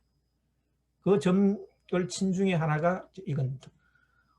이순신이 원균의 모함을 당해가지고 이제 이 백의종군 하지 않습니까? 근데 원균이 수군 통제사가 돼가지고 조정의 명을 받고 이제 전쟁을 하러 나갑니다. 그래서 이순신이 그때 점을 칩니다. 과연 저게 성공하겠냐 실패하겠냐. 그래서 앞에 왼쪽에 있는 거는 술의 둔계고요. 요거는 아까 말씀드렸죠. 처음에는 술에 물과 물과 우레가 있으니까 이거는 이렇게 어렵다는 겁니다. 그죠? 그다음에 이렇게 천풍국에 주역전 보통 이렇게 보면은 이렇게 한 번 아니고 두 번 이렇게 치는데요. 왜냐하면 그 변화를 강조하기 때문에 그 두 번째 친점이 훨씬 더 앞날을 예고하는 메시지의 성격이 강하기 때문에 두 번째 점을 기준으로 해석하는 경우가 많습니다. 그래서 이순신도 그렇게 점을 쳤다는 거죠.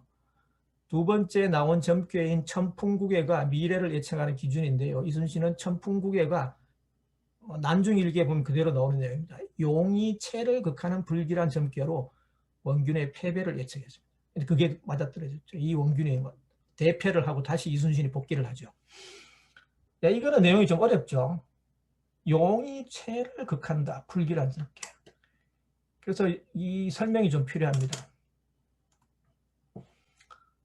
자, 주역과 음향오행이라고 하는 걸 제가 이렇게 도표로 그려놨는데 한번 보실까요? 8괴는 건태, 리진, 손감, 관괴 중에서 오행에 이제 이렇게 대입 맞추면은 건괴와 태괴가 금에 해당하고 리괴, 화 이렇게 해당이 됩니다. 목, 수, 토.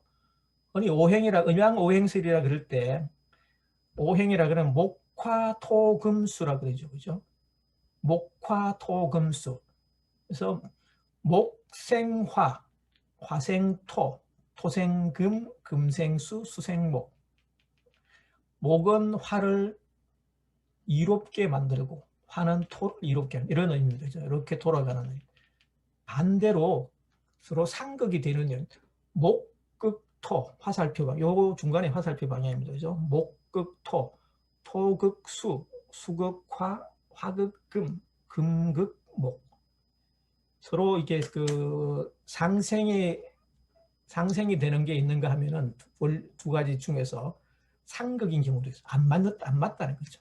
그러면 이제 이게 부부 관계도 이렇게 잘 안 맞는 그런 경우가 이제 목 성질이 강하고 토 성질이 강한 사람은 이제 잘 안 맞듯이 뭐 그런 겁니다. 그죠?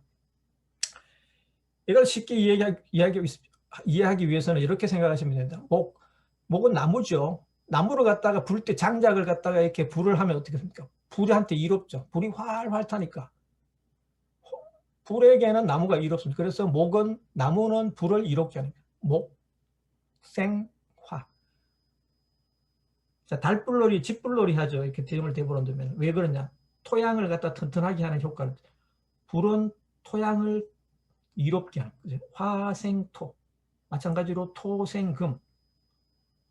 이게 금속 같은 거죠. 이렇게 뭐 열매를 갖다가 단단히 맺고 하는. 그래서 토양은 금수, 안반수라 그러죠. 이렇게 탄탄한 밑에 이렇게 금성질이 강한 그러니까 안반수, 탄탄하면은 물이 그래서 금은 수를 이루게. 수는 목을. 나무에 물을 갖다가 열심히 주면 잘 주면은 이렇게 나무가 좋아지는 겁니다. 그래서 수생목. 거꾸로 목극토. 자, 나무는 어떻게 됩니까? 이 흙에 있는 토양을 다 빨아당기죠. 그러니까 서로 상극 관계입니다. 이게 그 다음에 토극수, 수극화. 수는 어떻게 되죠? 예, 물을 갖다가 불에 뿌리면 이렇게 꺼져버리죠. 그래서 상극, 수극화. 이런 원리를 표현하고 있는 게 이 음양오행이라고 이렇게 외워두시면은 오행을 쉽게 이해할 수 있습니다. 자, 앞에서 이순신이 원균이 왜 패배할 걸로 용이 체를 극한다 그랬죠. 그래서 이 천풍국예가 이렇게 이제 두 번째 점괘가 천풍국예가 나왔죠. 하늘과 이 바람이죠. 천풍국예. 상괴인 건괴는 제가 뭐라 그랬죠? 건괴는 금. 오행에 하면 금이라 그랬죠. 하괴인 손괴는 목입니다. 금극목이죠. 상극관계입니다. 금과. 그래서 상괴는 미래적, 위에 있는 거는 뭐라 그랬죠? 건물의 1층이 현재이듯이고 그 2층이 미래이고 지역의 궤도 그렇게 쌓인다 그랬죠. 밑에 있는 거는 과거, 현재, 미래. 위에 있을수록 미래라고 합니다. 그러면 미래는 상괴라고 위에 있는 거는 미래적인 쓰임, 그래서 용이라고, 용수라고 할 때 그 용자 같은 겁니다. 하괴는 자신이 가지고 있는 기본적인 베이스, 능력, 역량, 이걸 체입니다. 그래서 원균이라고 하는 사람이 실제로는 자질도 없으면서 그 무거운 이 책무를 맡았는데, 저게 보니까 점괘를 보니까 이 상극 관계에 있는 천풍국예가 나왔기 때문에 자신의 이 역량에 맞지 않는 자리다. 그래서 반드시 실패할 것이다. 이렇게 이제 해서. 자, 이게 굉장히 복잡한 원리이지 않습니까? 말씀드렸듯이. 그러면 이순신이 이걸 다 알고 있다는 거예요. 얼마나 그 해박한 지식을 가지고 있었다는 겁니까? 그죠? 단순한 무인이 아니라는 겁니다. 그래서 이순신에 대한 이 얘기까지 말씀드리고, 나머지 그 부분들도 제가 아까 앞에 소개해드린 이 책 보이시나요? 여기 예. 주역으로 조선왕조실록을 읽다. 예. 이 책에 보면은 다양한 에피소드들이 이렇게 제가 지금 강의에서 설명드린 것처럼 다양한 왕조별로 이렇게 에피소드들이 쭉 나오거든요. 그래서 이걸 참고하시면은 조금 더 주역 공부를 하시는데 도움이 되실 것 같습니다. 그래서 강의를 이렇게 이제 말씀드리고, 여기까지만 제 말씀을 드리고 한 10분 남았는데요. 나머지는 질문을 좀 받도록 하겠습니다. 혹시 제 강의 중에 부족한 부분이 있다든지 혹은 의문이 나는 점이 있으면 자유롭게 질문해 주시기 바랍니다. 질문 있으신 분들은 음소거 해제하고 질문해 주시겠어요? 채팅방에 쳐주시면 그것도 강사님이 보고 답해 주실 수 있게 전달하겠습니다. 저 권일주입니다. 예, 안녕하세요. 예. 네, 안녕하세요. 지금 여기 현재 화면에 맨 마지막 화면에 보여주었던 그 상괴와 하괴의 그 미래의 쓰임과 현재 역량, 이제 하괴는 역량이라고 하셨는데, 여기에 대해서 좀 자세히 좀 설명을 좀 더 해주셨으면 좋겠습니다. 아까 제가 처음에 말씀드릴 때 주역의 괴가 쌓이는 이렇게 이제 1층, 2층, 3층 이렇게 보면은 제일 밑에 있는 게 그 시간적으로 볼 때 가장 오래된 거라 그러지 않습니까?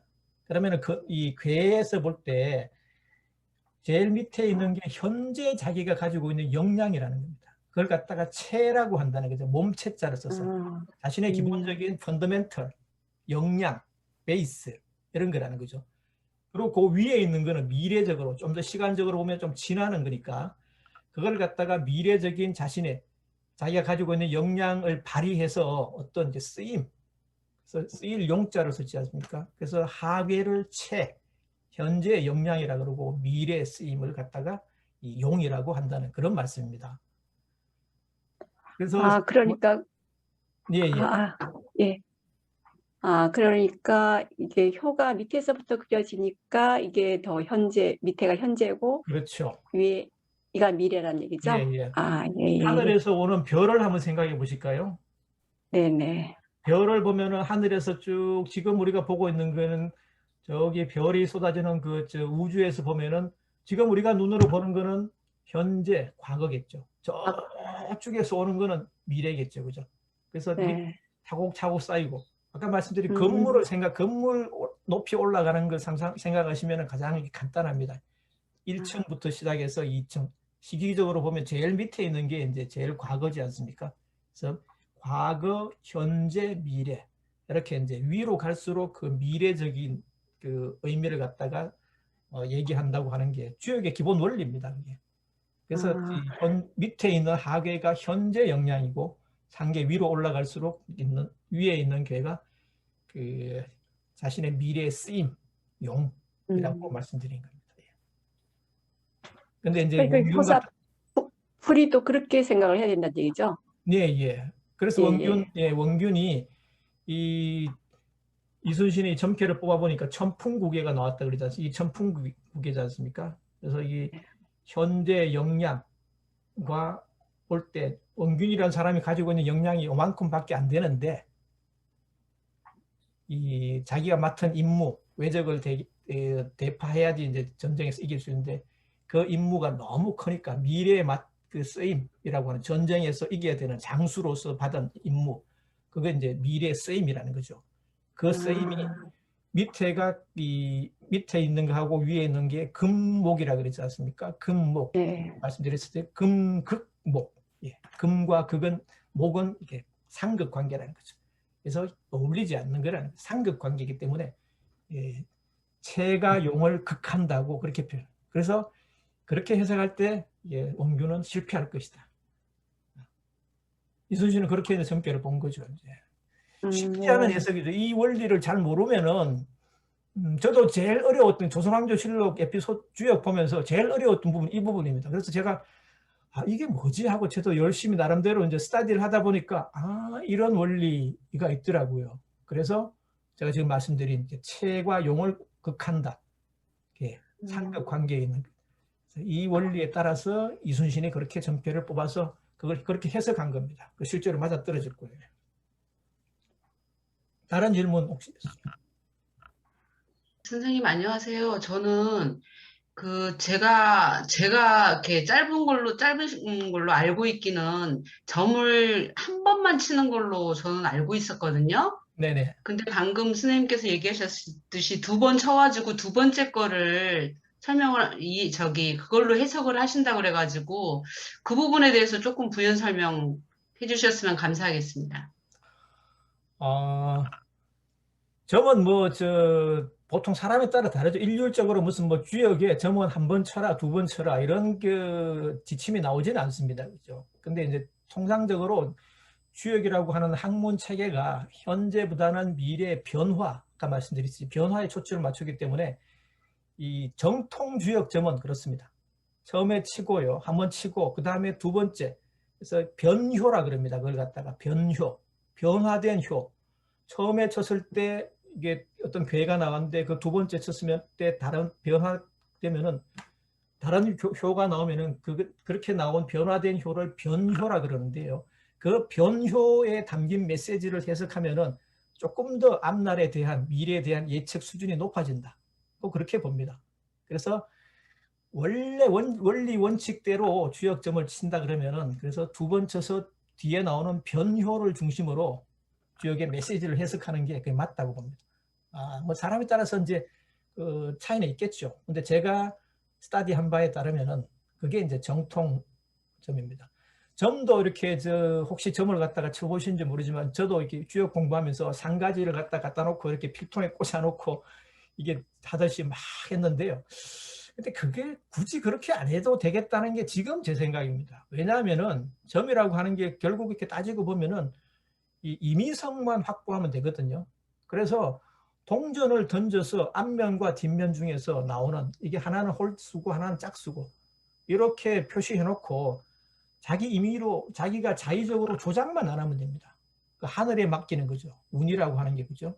그래서 동전을 이렇게 던졌을 때 내가 이게 싫다고 내 마음대로 이거 탁 윗면이 숫자가 걸린 게 이렇게 위에 나오도록 이렇게 하면 그게 조작이죠. 그렇지 않고 임의로 훌 던져서 그게 나오는 동전 숫자에 따라 동전의 앞면 뒷면에 따라 가지고 이걸 효로 그려도 무방합니다. 그 처음에 던졌을 때 앞면을 갖다가 양이라고 하고 뒷면을 음이라고 해놓으면 음이 나왔으면은 이렇게 표시하고요. 그 다음에 또 양이라고 하는 표시된 면이 나오면 또 짝대기 긴 것 같고 이렇게 해서 6번 던져서 나온 점괘를 가지고 그걸로 해석해도 저는 무방하다고. 왜냐하면 점이라고 하는 게 그죠.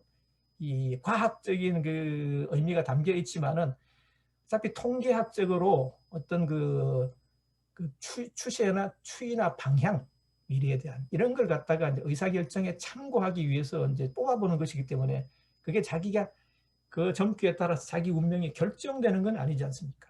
그래서 3가지를 이용해서 하는 그런 점 복잡하니까요. 우선. 그래서 쉽게 여러분들 점괘를 갖다 뽑아보시려고 그러면은 아니면은 바둑돌이 제일 간편하더라고요. 저는 보니까 바둑돌을 이렇게 해서 이렇게 짚습니다. 한 10대 개 집으면은 홀수인지 짝수인지 나오지 않습니까? 그죠? 이렇게 놔놓고 홀수가 나오면은 길게, 그죠? 그러니까 홀수가 양을 의미하는 거라겠죠. 긴 작대 양효를 그리고 짝수가 나오면은 음효를 그리고 그래서 6번 반복해서 나오는 괴를 보고 괴를 갖다가 읽으실 수 있을 테니까요. 아, 이게 무슨 전풍국에다 술의 둔개다 이렇게 택화역괴다 이렇게 보고 스스로 이제 그 의미를 갖다가 짐작해 보는 거죠.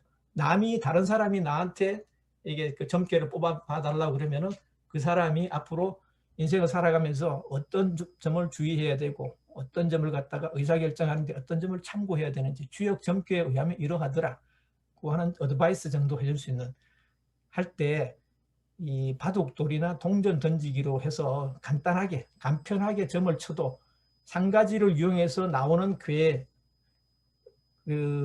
통해서 점괘를 뽑아보는 것하고 큰 차이는 없다. 본질적으로 볼 때 같다는 게 제 생각입니다. 그다음에 통계학적 수학적 의미로 보면 그렇거든요. 그 임의성만 확보하면 됩니다. 저 생각은 그렇습니다. 한 번 치고 두 번 치는 것도 그죠. 마찬가지입니다. 한 번 쳐서 이렇게 해석할 수도 있고요. 하지만 정통점은 변효를 중심으로 이해하기 때문에 두 번 쳐서 이순신이 아까 했던 것처럼 그렇게 하는 게 조금 더 격에 맞는 그 펀더멘탈한 그런 그 점의 패러다임, 정통 패러다임이라고 하는 입장에서 그게 맞다고 하는 게 제 생각입니다. 또 다른 질문 있으실까요? 감사합니다. 예, 9시 시간이 됐네요. 예, 질문은 이제 네, 감사합니다. 없으신 걸로 생각하고. 질문 하나가 수고하셨습니다. 들어왔는데 박소연님께서 주신 질문인데 예, 메시지 해석에서 인문학적 상상력을 발휘해서 해석을 한다는 말씀의 의미를 어떻게 받아들여야 할까요?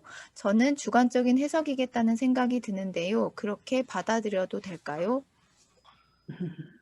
물론이죠. 그렇죠. 그 주관적인 해석이 될 수 있겠죠. 그렇지만은 이 인문학적인 상상력이라고 제가 말씀드린 거는 주역의 이 괴가 가지는 그 의미, 처음에 말씀드린 대로 텍스트, 문자에만 한번 메모를 되다 보면은 그게 제대로 그 주역이 말하는 메시지를 갖다가 제대로 캐치를 할 수 없다는 거죠. 그래서 네. 40년 공부를 갖다가 일생 동안 주역을 공부해도 주역을 이해를 못한다고 하시는 분들이 바로 그런 겁니다. 제가 볼 때. 텍스트에 메모돼서 한자의 뜻풀이만 자꾸 하다가 보면은 그렇게 좀 이해하기가 좀 힘들어지고. 그래서 제가 필요한 게 인문학적인 상상력. 제가 인문학적인 상상력이 필요하다고 말씀드린 그 핵심은 그런 겁니다. 그러니까 아까 말씀드린 대로 이 하늘과 땅, 그다음에 연못, 산 이런 것들이 이렇게 중첩된 구조에 따라 가지고 그것이 가지고 있는 의미. 그게 이제 상상력을 발휘해야 되지 않습니까?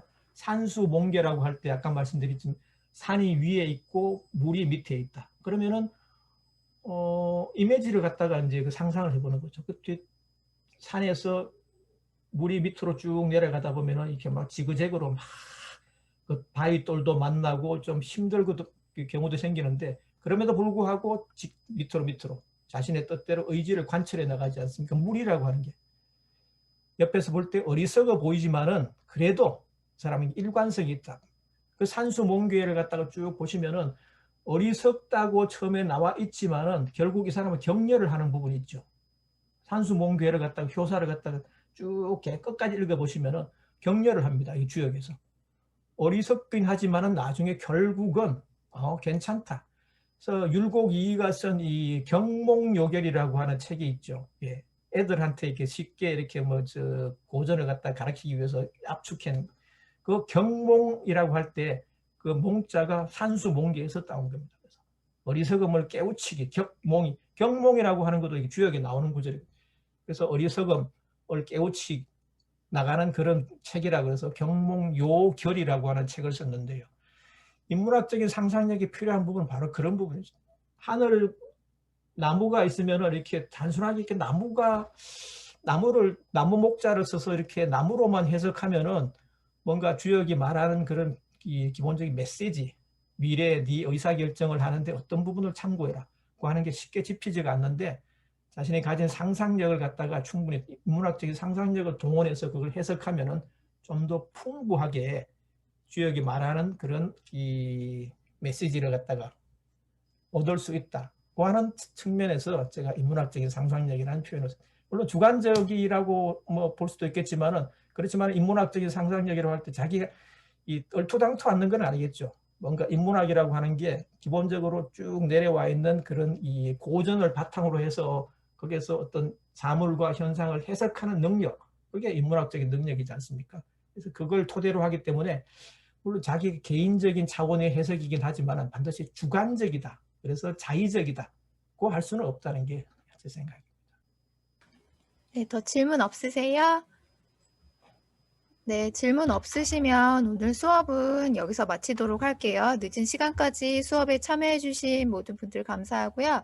다음 주 목요일 7시에 다시 뵙도록 하겠습니다. 수고하셨습니다. 감사합니다. 수고하셨습니다. 감사합니다. 예, 안녕히 가세요. 수고하셨습니다.